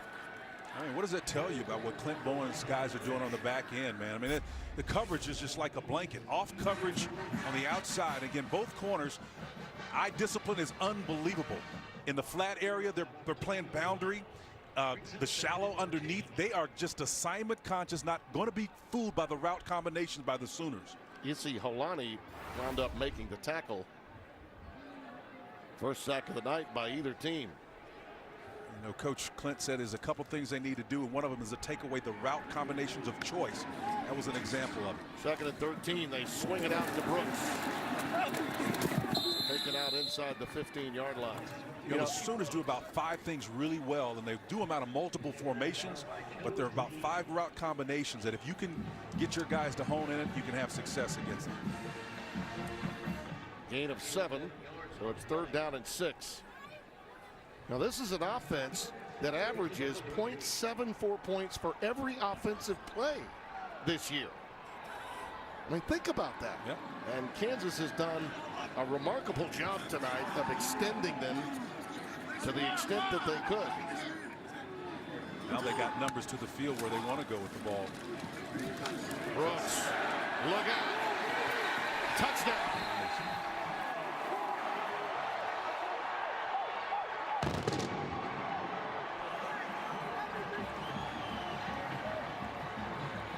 Tim, has been a steady appetite of this two-guard pulling scheme right here. This is what Lincoln Riley likes a lot because those guys are mobile. They can get up in there and make tremendous plays and then be kind of like escorts. Cody Ford, once again, the right tackle, does a nice job, not just pulling from assignment, but finishing on the back end to make the last block on that play. Look at him on Cody Ford pushing on Lee. Man, he was on the front end of that as a pulling tackle and then closing. That's what you call end-to-end solution in the run game. Seibert, I believe we have a whistle prior to the snap of the ball. Flag coming down pre-snap. By the way, Brooks is up to 142 yards rushing on 20 carries and 2 touchdowns. And he's the lone scholarship running back left after the loss of Trey Sermon on the opening series. Ollie documented that at halftime. He's now out there in a boot. Illegal substitution. Defense. 12 players in formation.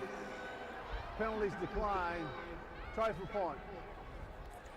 That's one of the first and only mistakes that Clint's defense has made that's been significant tonight. They have really played well for their Kansas native coach. There's going to be a lot of news within the next 24 hours about the future head coach for Kansas.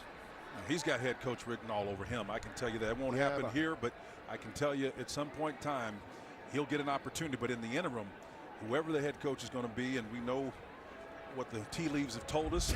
All of that. Correction. I think there's It'll be half the distance to the goal. Try for point. I think there's an interested party, an old friend of ours in Baton Rouge, that's pretty impressed with what Clint Bowen has done tonight from a defensive standpoint. And to Clint's credit, when his friend David Beatty got the job, they both made up each other's minds that they would hire the other one. Depending upon who got the job, but they both interviewed for it back then. But this ain't about nepotism with these guys right. These guys right here are quality coaches, and Coach Bowen in particular is an elite coach, knows the program well. Mr. Brooks is having some fun tonight. Yeah.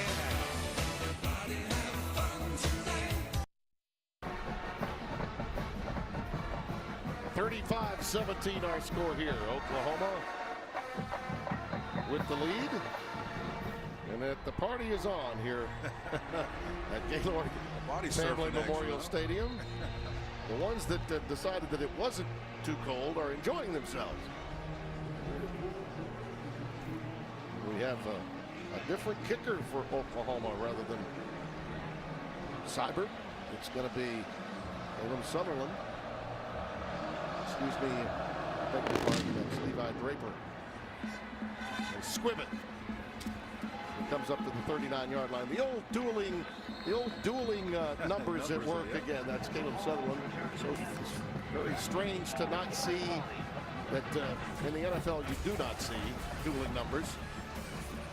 Makes those jobs a lot easier than ours. Don't forget, we've got a Thanksgiving feast coming up. Adrian Peterson, the division-leading Redskins, land in Dallas to take on Ezekiel Elliott and the Cowboys. It all starts at 4 Eastern on Fox. A former Sooner there being in action. Houston native and lives in Houston now anyway, but Adrian's still churning out yards. Puka Williams in the backfield. Here's the problem for Kansas. They've been most effective running the ball, and now the clock is against them. You see Khalil Herbert ahead for 6, so it's 2nd down and 4. You want to control the ball, Spencer, and that's fine, but now you're down by 3 scores. Yeah, you want to put the ball in the air at some point in time, but again, I just think we got to give this Kansas team a lot of credit for the way that they've managed themselves, and coming off a heartbreaking loss, been pretty efficient for the most part, made the Sooners play left-handed on defense.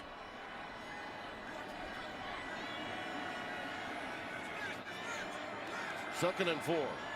Sooners trying to show them a blitz look. Puka Williams pops it again. There he goes. Corralled inside the 15. They're going to mark it near the 10. Robert Barnes finally took him down. Robert, as he has been on a couple of times, the last line of defense. You better watch out, because this guy right there can take it to the house to you, Timmy. Puka means business. Sicken Puka.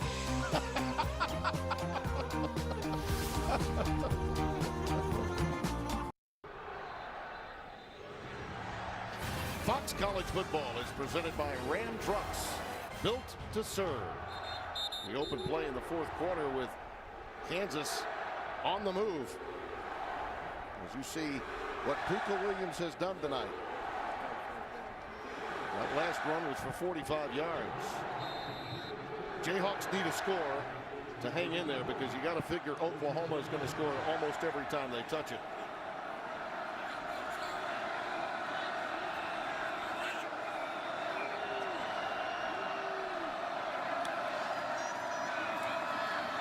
Wide receiver screen. Eric Johnson, look at the Sooners just smell that one out. I mean, it looked good early, but Motley got there in a hurry, and he got a lot of help. Yeah, there was a Motley crew over there helping him out, too. About 5, 6 different Sooners helped him out, man, to make a play on the short side of the field. That's what you talk about when you talk about proximity to the ball. Carter Stanley, Spencer, has checked into the game. So you got to figure a little change up here for something that they have designed. Carter, the junior from Vero Beach, Florida, with Puka Williams behind him. 2nd and 8. Carter does run the ball pretty well. As soon as just saved himself right there on that play. Looks like we got a quick timeout taken by Kansas. Timeout, Kansas. They made an adjustment, and then once they did, David Beatty decided to call for a timeout.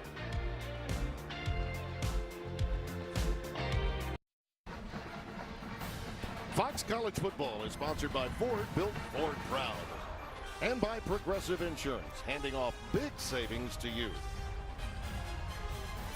Tim, you don't want to hand off big plays right here. Here's Trey Norwood. He needs to be on this inside slot receiver, but the communication comes late. Unless he's in that slot receiver, the guy who is the better defender of the two, they need to communicate on the back end who has what.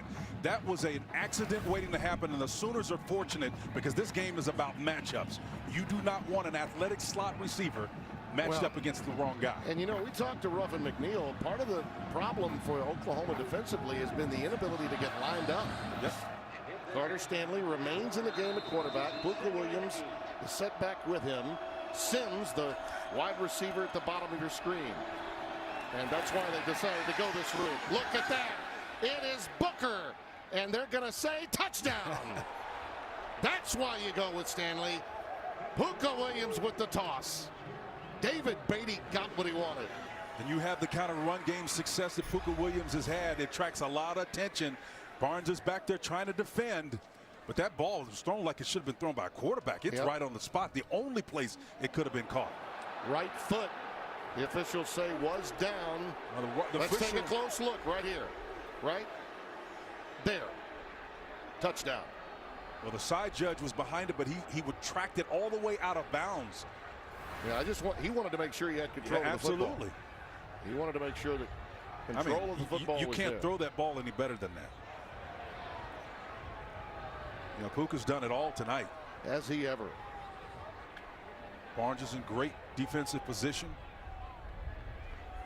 Now they certainly needed a touchdown on that drive to stay in this game, and now Gabriel Rui will try for the extra point. Took an extra timeout to get it, but it was certainly needed.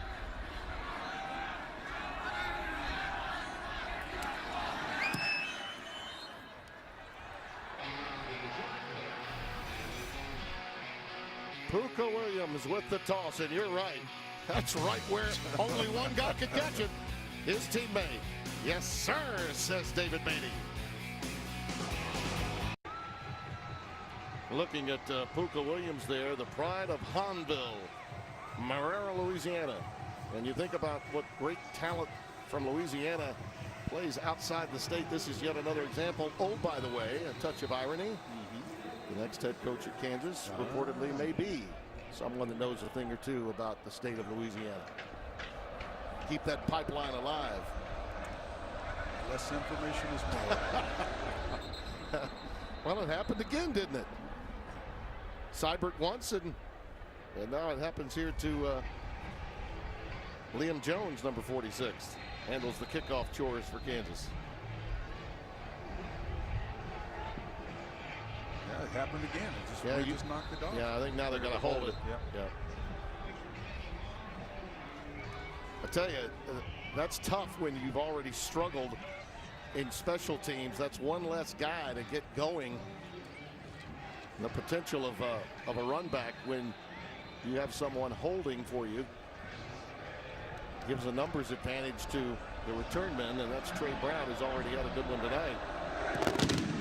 You see the wind is a factor here. This is going to be tees. He calls for the fair catch, so they'll bring it out to the 25. Next Saturday, it's a big one. Buckle up for one of the fiercest rivalries in all of sports. Number 4 Michigan, number 10 Ohio State. Battle for a spot at the Big Ten Championship. Coverage begins next Saturday at 11 Eastern on Fox, or watch anywhere on the Fox Sports app. Boy, were the Buckeyes fortunate earlier today to get past Maryland. Yeah, but next week, baby, it's going to be my man, Don Brown. I got news too. Michigan didn't have a cakewalk with Indiana either. So just getting there sometimes is difficult. But yet again, that great border war will mean so much in the Big Ten and will resonate throughout all of college football. Brooks remains in the backfield. Play fake. Murray. Tough throw, man. That ball is tipped. That's a tough throw. Crowd responding. Loneker tipped it. And by the way, the moment the ball was tipped, it didn't matter if there was contact with the wide receivers. There was prematurely right there. This is the third time they tried to throw this route into this type of coverage, and I understand it's part of your game plan, but real time when they defend that, one of them resulted in an interception. 2 of them were close calls, that latest one being one of them. Coach, you gotta take a look at that, because that deep over is a wicked route against the type of coverage that they've obviously figured out. Second down and 10.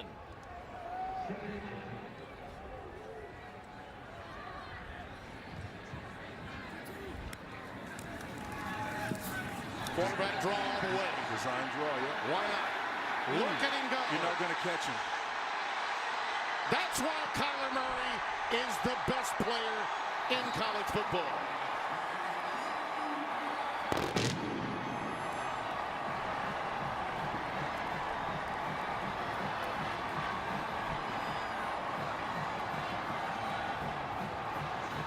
Timmy, you know, they talk about running where they ain't, and Lincoln Riley knows how to dial it up exactly the way he wants it.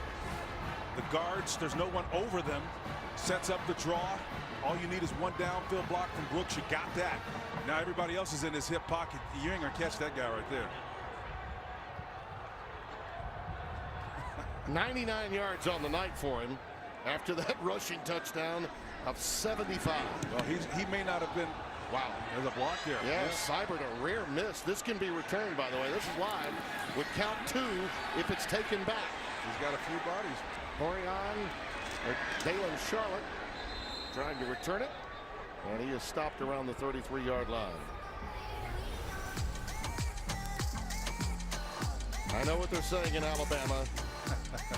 Kyler's had to play 4th quarters. Our guy hasn't. But for me, he's the best right now.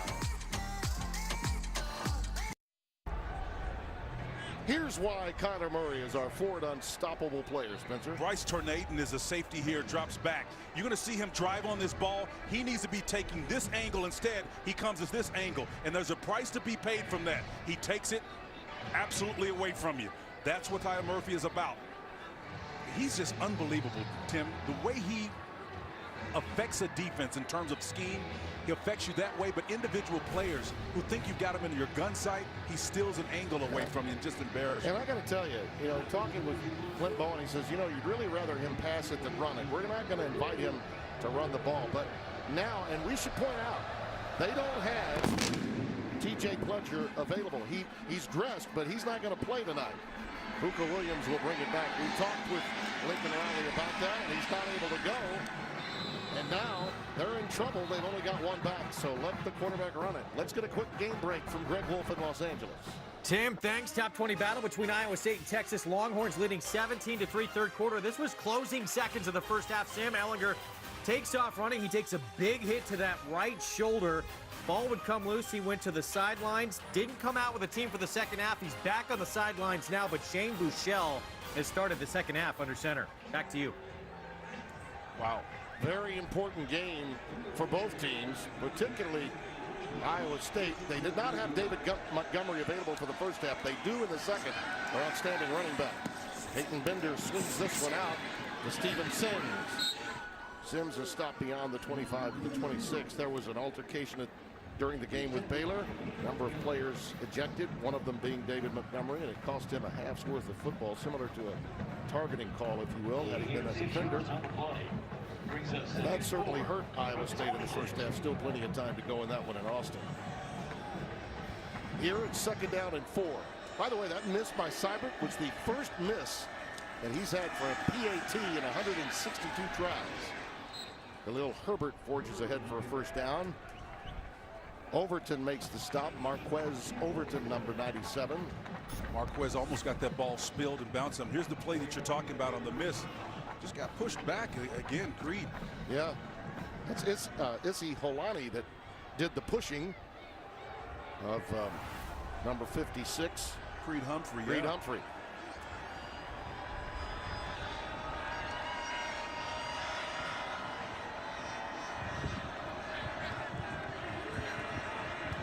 Sooners lead by 17. So Kansas in must-score mode, as they have been much of the way tonight. That pass incomplete, intended for Booker. Kansas had something working there, a little switch screen there, but ball's off the mark. Can't pay it off. Barnes in the coverage there, number 20. Looks good in that number, man.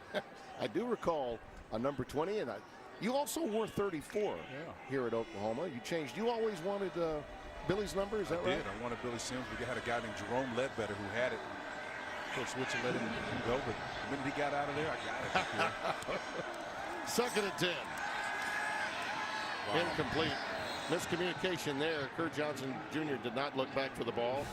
Speaking of little Spencer Tillman, look at him go. Whether it was Gary Bender on the call or Keith Jackson, look at little Spencer Tillman go. That was against Kansas, right? He is a high-stepping young man from Tulsa, Oklahoma. That was a little mutter, though. You know, Look at those quick, choppy steps. Yeah, boy. Up and over the top, the leap against Nebraska. Oh, boy. Got to do what you got to do, my man. 3rd down and 10.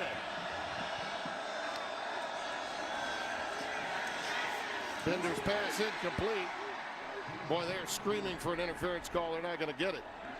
Trey Norwood, he timed that one up either really, really good or got away with one. He really did. Jeremiah Booker was the intended receiver, but Norwood was just showing athleticism. You can see number 13 in the slot. He drives on this ball.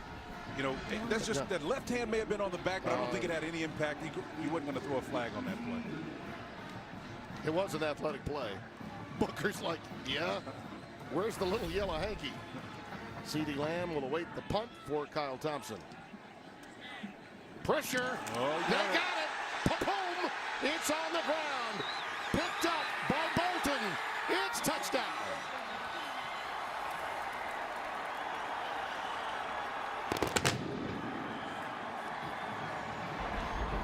There is no foul for roughing the kicker. The player that hit the kicker blocked the ball. Touchdown.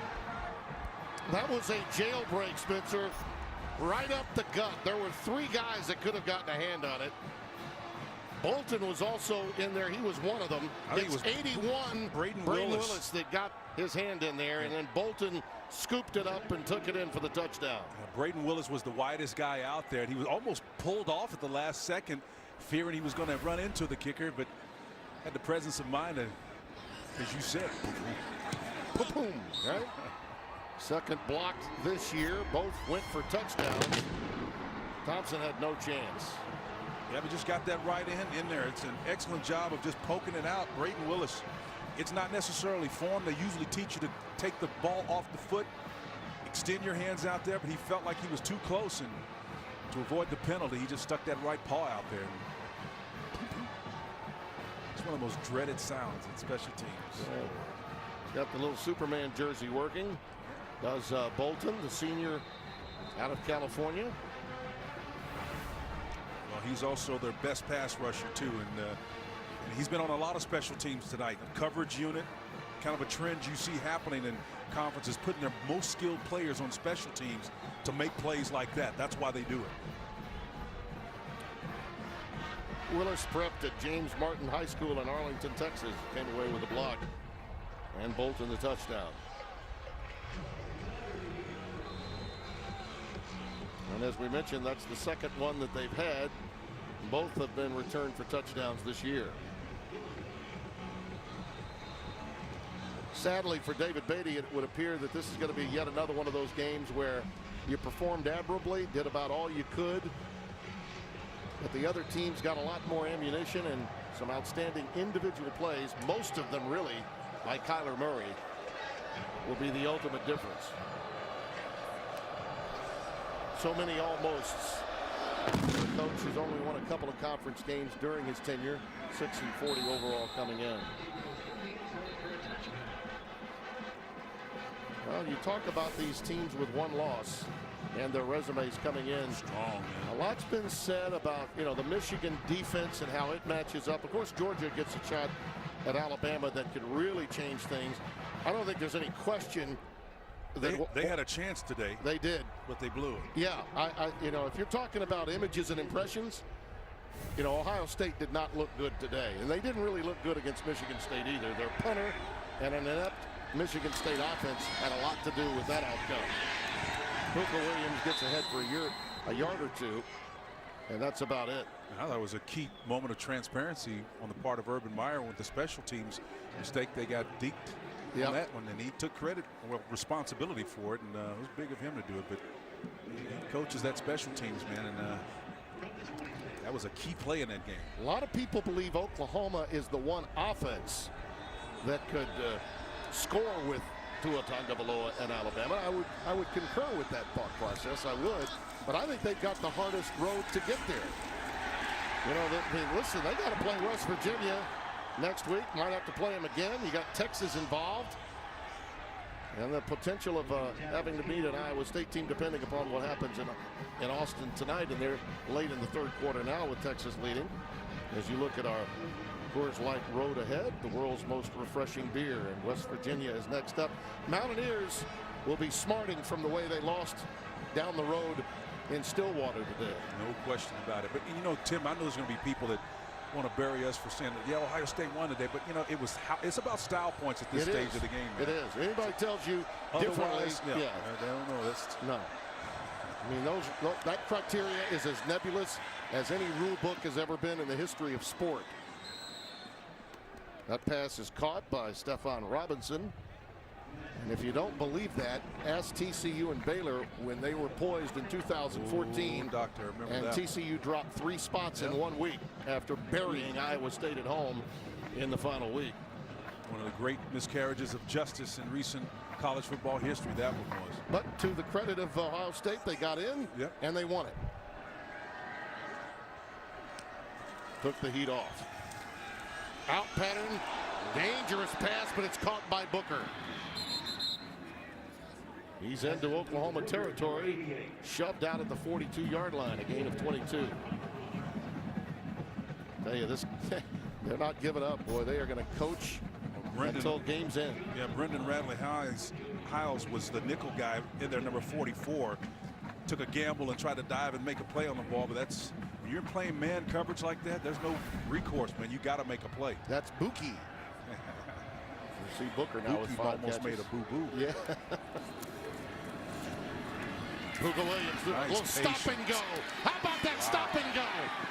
Stop and go again. I'll show you. I'll go you. Touchdown, Kansas.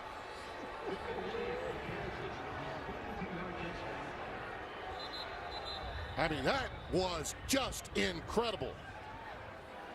That is one of those, I know Kyler Murray may be the best player in the country, but let me show you what I can do play. End-to-end play right here. Just watch the patience that he shows here on this play. Again, leverage.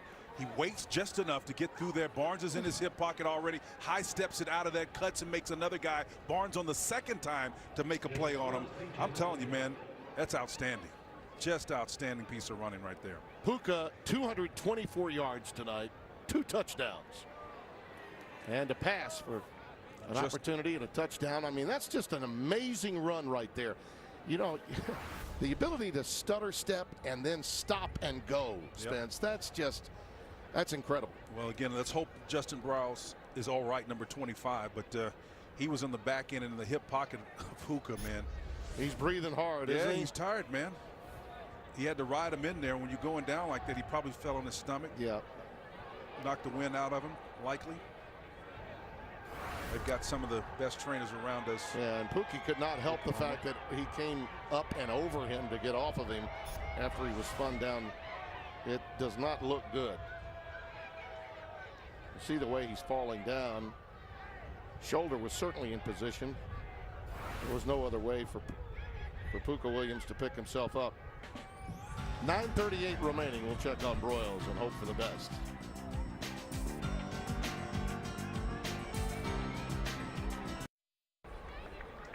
Well, a good sign as we come back out of the break. Justin Broyles, 25, freshman from Oklahoma City, redshirt, John Marshall High School, and you can see the concern of the Kansas Jayhawks as well. Even after a wonderful play made by Pooka Williams, he was really struggling to gather his breath.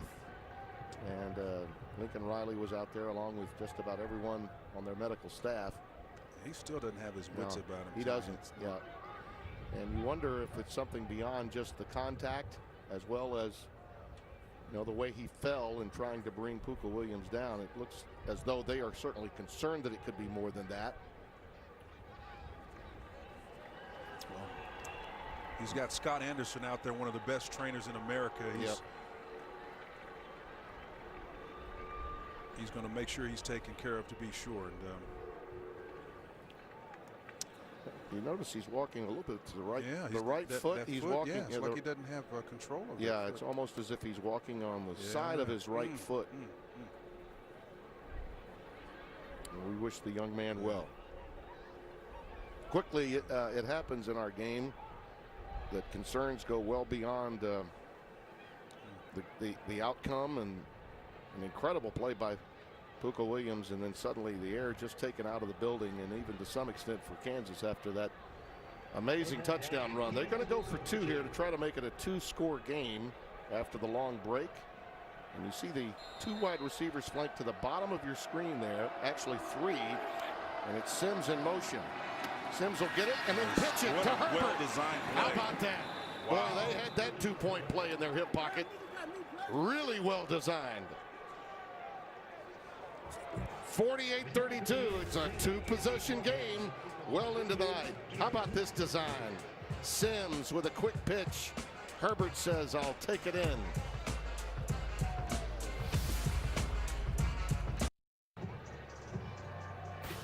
Fox College Football, presented by Ram Trucks, is sponsored by SoFi, a personal finance company to fit your goals.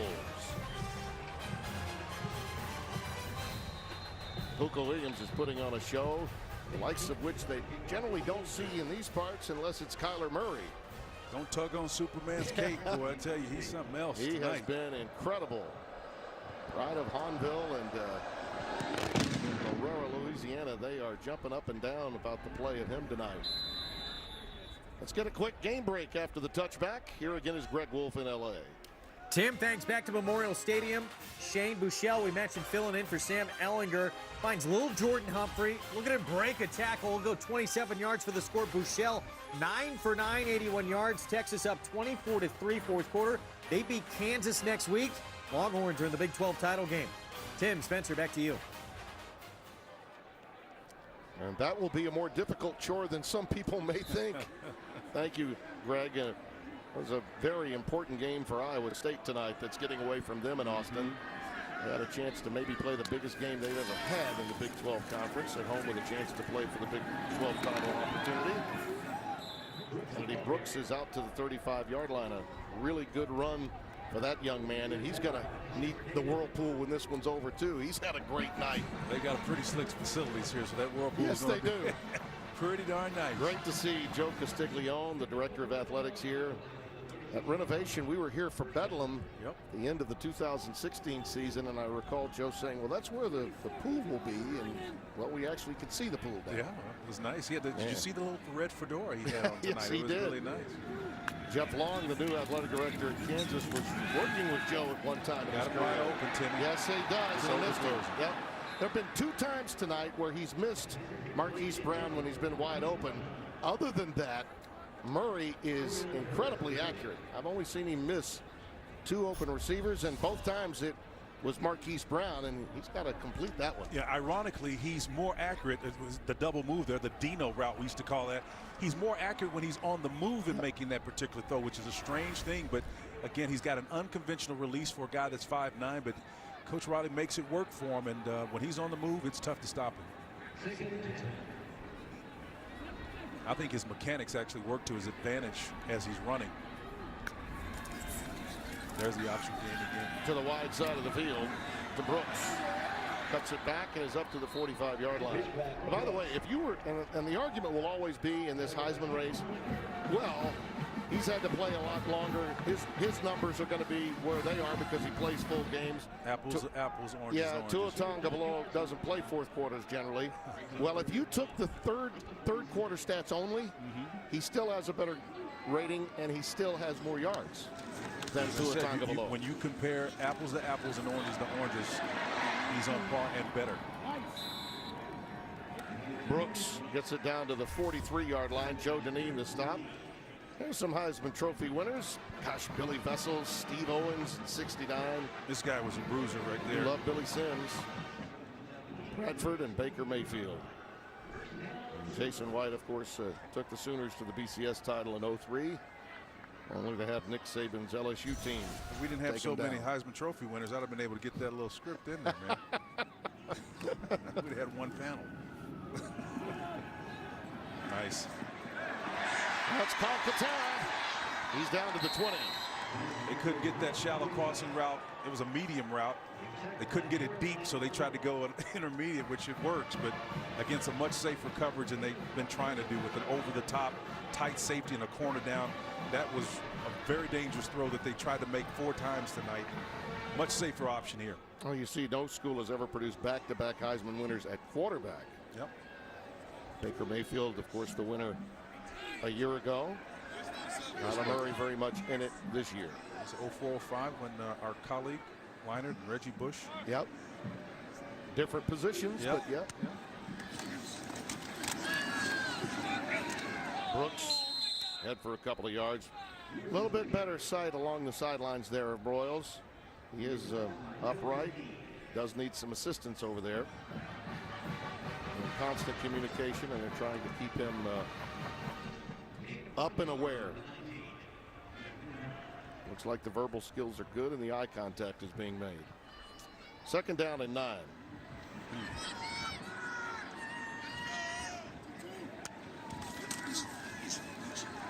Quick out to Brown. A piece inside the 10. 13 yards, and it's 1st and goal. Timmy, back to the comments we made at the top of the show. You know, it's not piling on. It's about the difficult reality in college football now. A 50 spot certainly will look good to some people out there that consider such matters. I'm just saying. Just saying. That's the way the game has got to be played now. I remember back in the day, Steve Spurrier took all the heat when he had Bob Stoops as his defensive coordinator for running it up. In today's college football, there is no such thing. It's a 2-score game, but hanging half 100 is hanging half 100. Up and over and knocked away. That's a good defensive play by the Jayhawks. As Deontay Ford, 27, extended himself, the junior from Houston's Ridge Point. Carson Meyer, the intended receiver. You know, Carson, if he wanted to use some creativity, if he's got inside leverage by a defender, there's no coverage behind him. He can really loosen up and kind of be creative and move his body away from him and stop his route short. That kind of play school or schoolyard creativity happens all the time in this offense. 2nd and goal.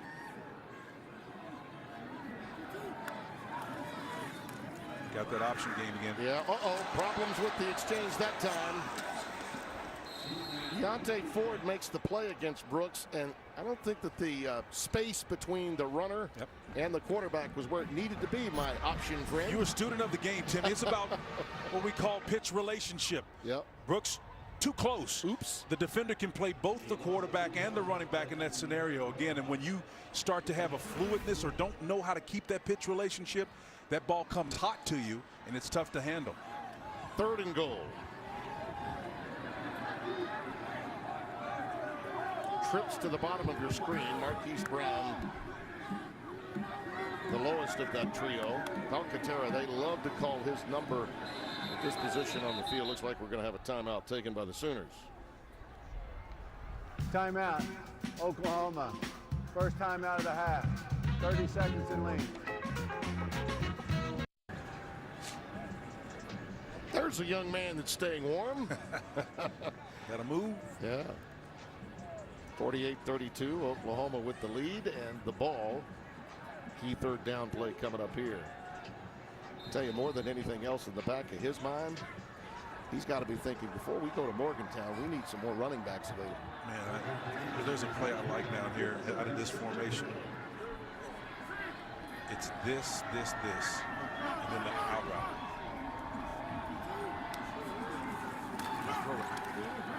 He did, and it's touchdown. It's Calcaterra, right on cue. Great call, partner.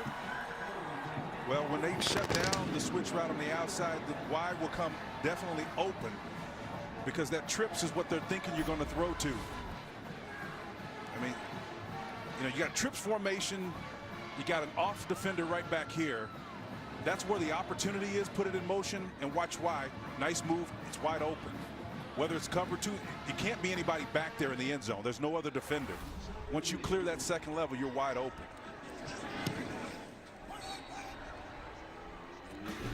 Murray's 34th touchdown, the third for Calcaterra. 3 touchdowns rushing, 2 in the air for Kyler Murray tonight.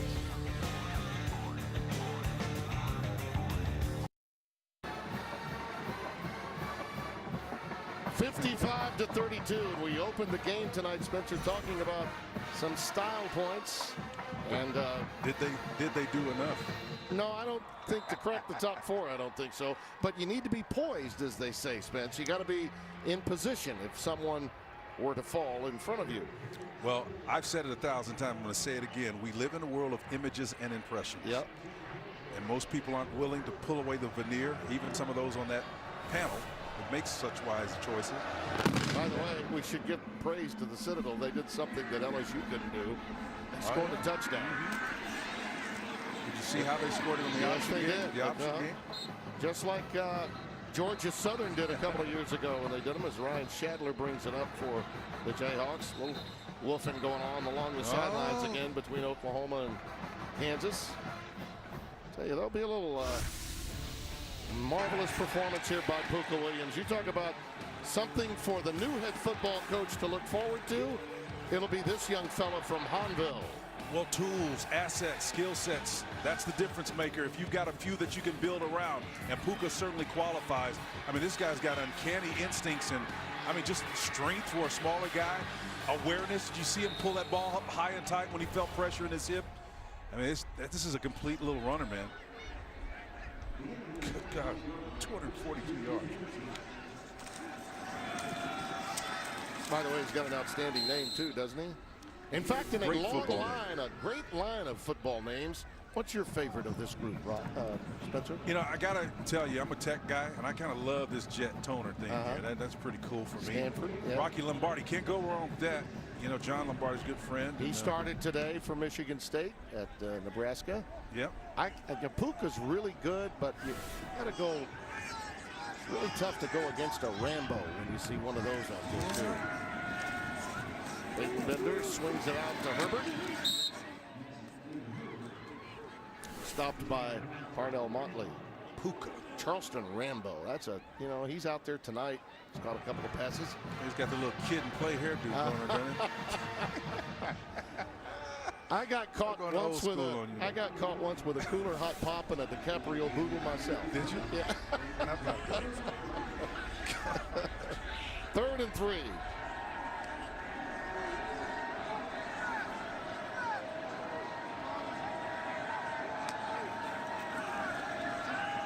I love the way this kid Bender has handled himself tonight. He's had a lot of poise back there. That pass incomplete for Stephon Robinson. You know, he's not flashy.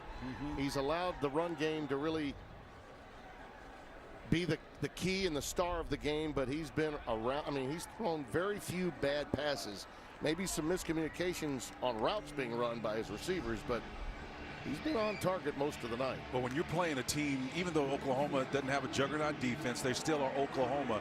It's about mitigating risk. And so the game plan that they put together for this game and for all games this year have been really outstanding and matched his skill set. On 4th down, it's Steven Sims for a first down and then some. Out to the 45-yard line. And they're not quitting. They're running their offense and moving with effectiveness and intentionality. By the way, Spencer, there will be news more than likely tomorrow in Lawrence. And it's ironic to me that if the reports are true, and it happens to be the hat, it happens to be Les Miles, one of the things to take into consideration is when he won his national championship in 2007, Missouri and Kansas figured into the mix. Dave Wannstedt and Pitt figured into the mix, beating West Virginia.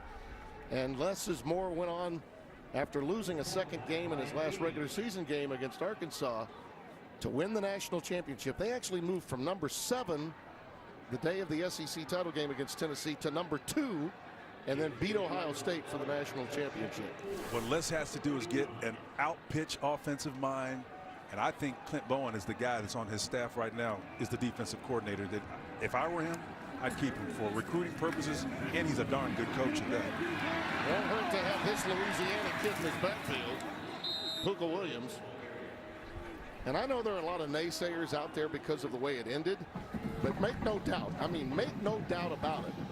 The ability to assemble a staff is why you hire a guy like Les Miles. No question about it. He's got the gravitas. He has the rings. He has gravitas as a coach, and certainly the history of the game. He loves it. I mean, the guy will even eat some grass occasionally. He'll get you some headlines and some attention. And, he recruited pretty well at Oklahoma State in the 3 years that he went up against Bob Stoops, too. Yeah, only coach had a winning record against Bob at Oklahoma State. Herbert, touchdown. Well, Puka's 252 is the 6th most in school history for one game. It's not bad. And Khalil Herbert just put a little icing on that statistical cake. Tony Sands got 396 against Missouri in 91. Gale Sayers got 283 against Okie State in 1962. That was 4th most, That's right? 4th most. Yeah. The Kansas Comet. Oh, boy. You got to go back to 1962. How about that? A win against Oklahoma State. Gale Sayers, 283. Wow, that's 4th most. Big, man. Well, they're going to go for 2 again with 2:31 left. I wonder what the next hip pocket 2-point play is. The last one was fun. Second time out of the half. Khalil Herbert on that last one was impressive. Nice to see Broyles smiling, looking a little bit better. Well, he's talking. And that's the main thing. A good indicator. And the lower extremities, which obviously to keep moving forward, you want to make sure that you're able to keep that body in motion, and they're making sure of that along the sidelines. David Betty's quote at the beginning, Holly Saunders had it for us. He said, you know, a couple of things that stick out to me is whoever it is, they're going to be damned lucky. It's a great place, not good, great. Great fans that deserve better, and a ton of great kids. And let me tell you, Jeff Long is having to do some things as an athletic director that a lot of Power 5 ADs wouldn't have to do, and that is get more donors, add to their facilities, make the stadium a bigger and better place. Some of the other facilities, by the way, are really, really good, but the stadium needs work, and it's getting work. It does, but the facility that is going up right behind Beatty's office is because of his efforts. Absolutely. I mean, he's done a tremendous job. He won't get a chance to see it come to fruition, but whoever inherits it's going to be a good thing. How about that little shovel pass? Thing of beauty right there. That's 2 magnificent 2-point conversions. That's Caperton Humphrey that takes it in on the little shovel. And guess what? It's still a 2-possession game. Just over 2 to play, though. 55-40 our score, Oklahoma. By the way, Spencer, 40 points is 2nd most for them this season. They beat Rutgers 55-14. Now that's think about that. That's an amazing number. And I dare say a lot of people thought Oklahoma might score over 50. But I don't know that those same people would have said Kansas will get to 40. But they did. That crowd would be small. We go on sides here.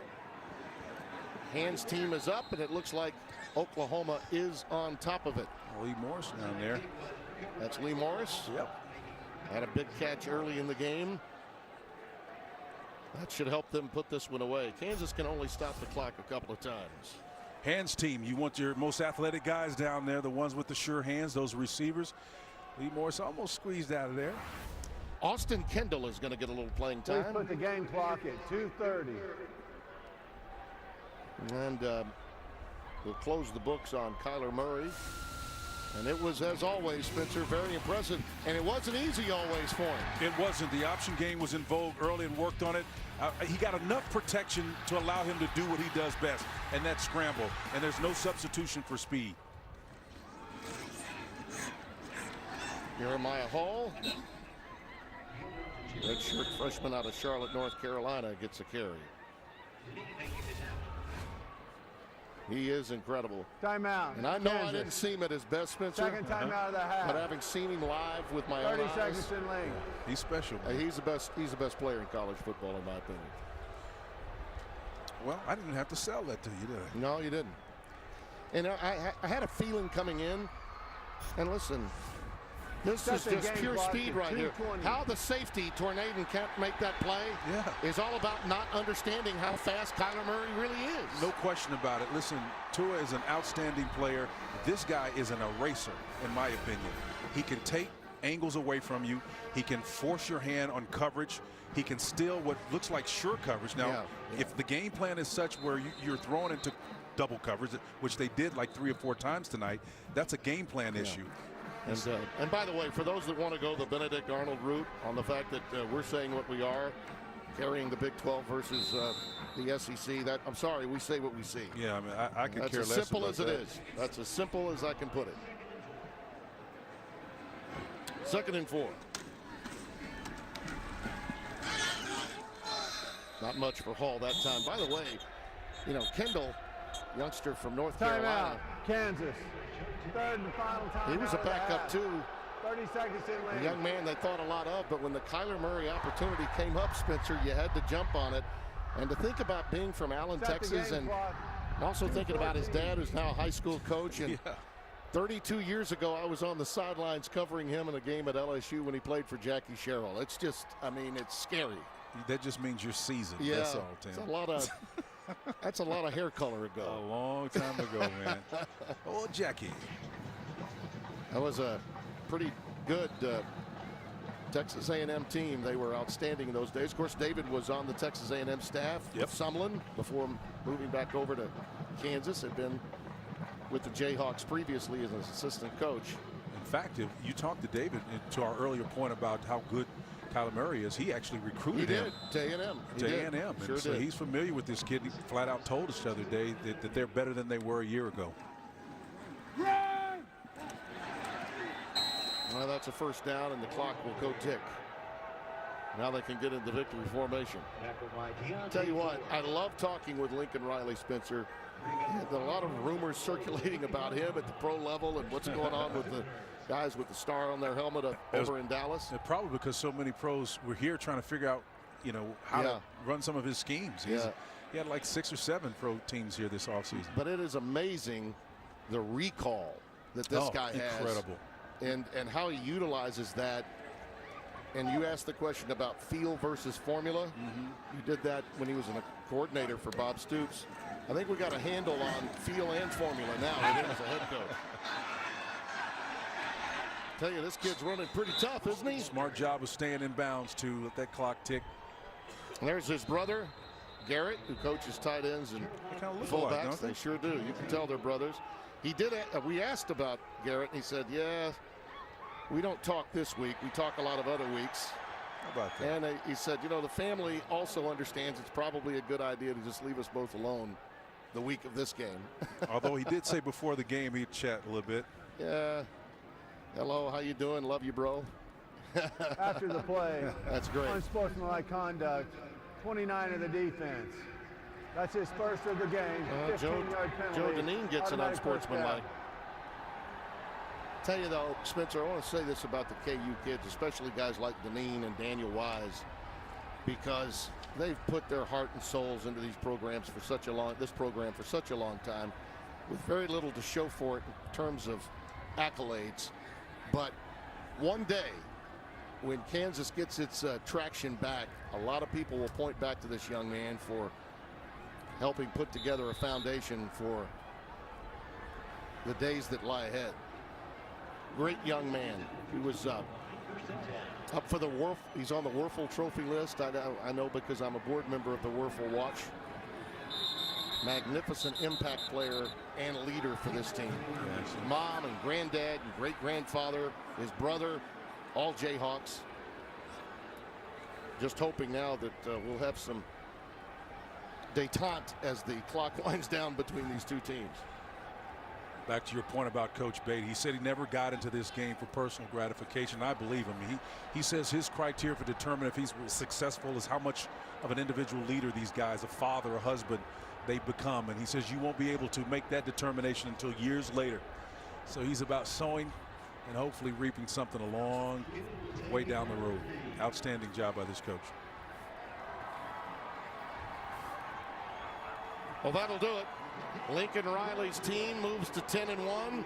They're now poised to take on West Virginia to make sure that they are in a position to claim first place and definitely in the Big 12 championship as the two coaches embrace.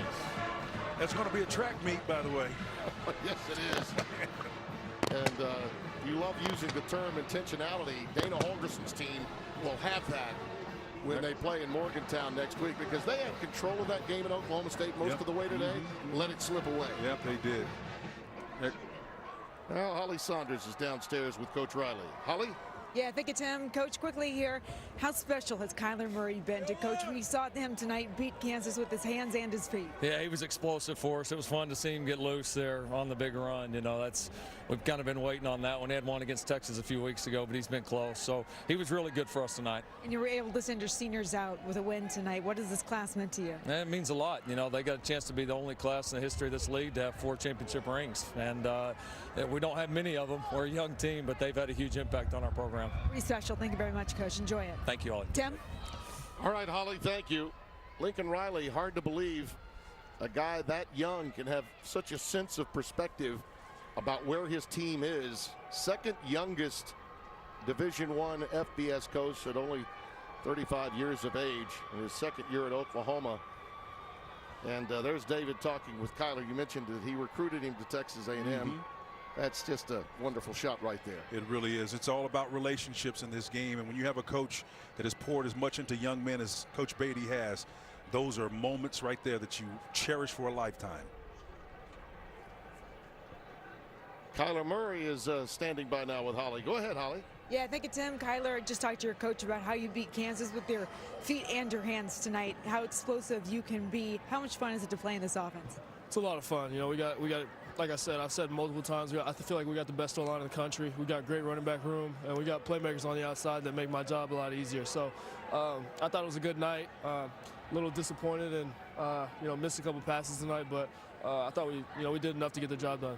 And you head to West Virginia next weekend. Where do you want to see your team clean everything up before you head to Morgantown? Yeah, we just got to play better complementary football on all three phases of the ball, special teams, offense, and defense. We'll have a good week of practice, play on Friday, so, a shorter week, and we'll go up there ready to go, so it'll be fun. Very cool. Thanks, Kyler. Appreciate it. Tim?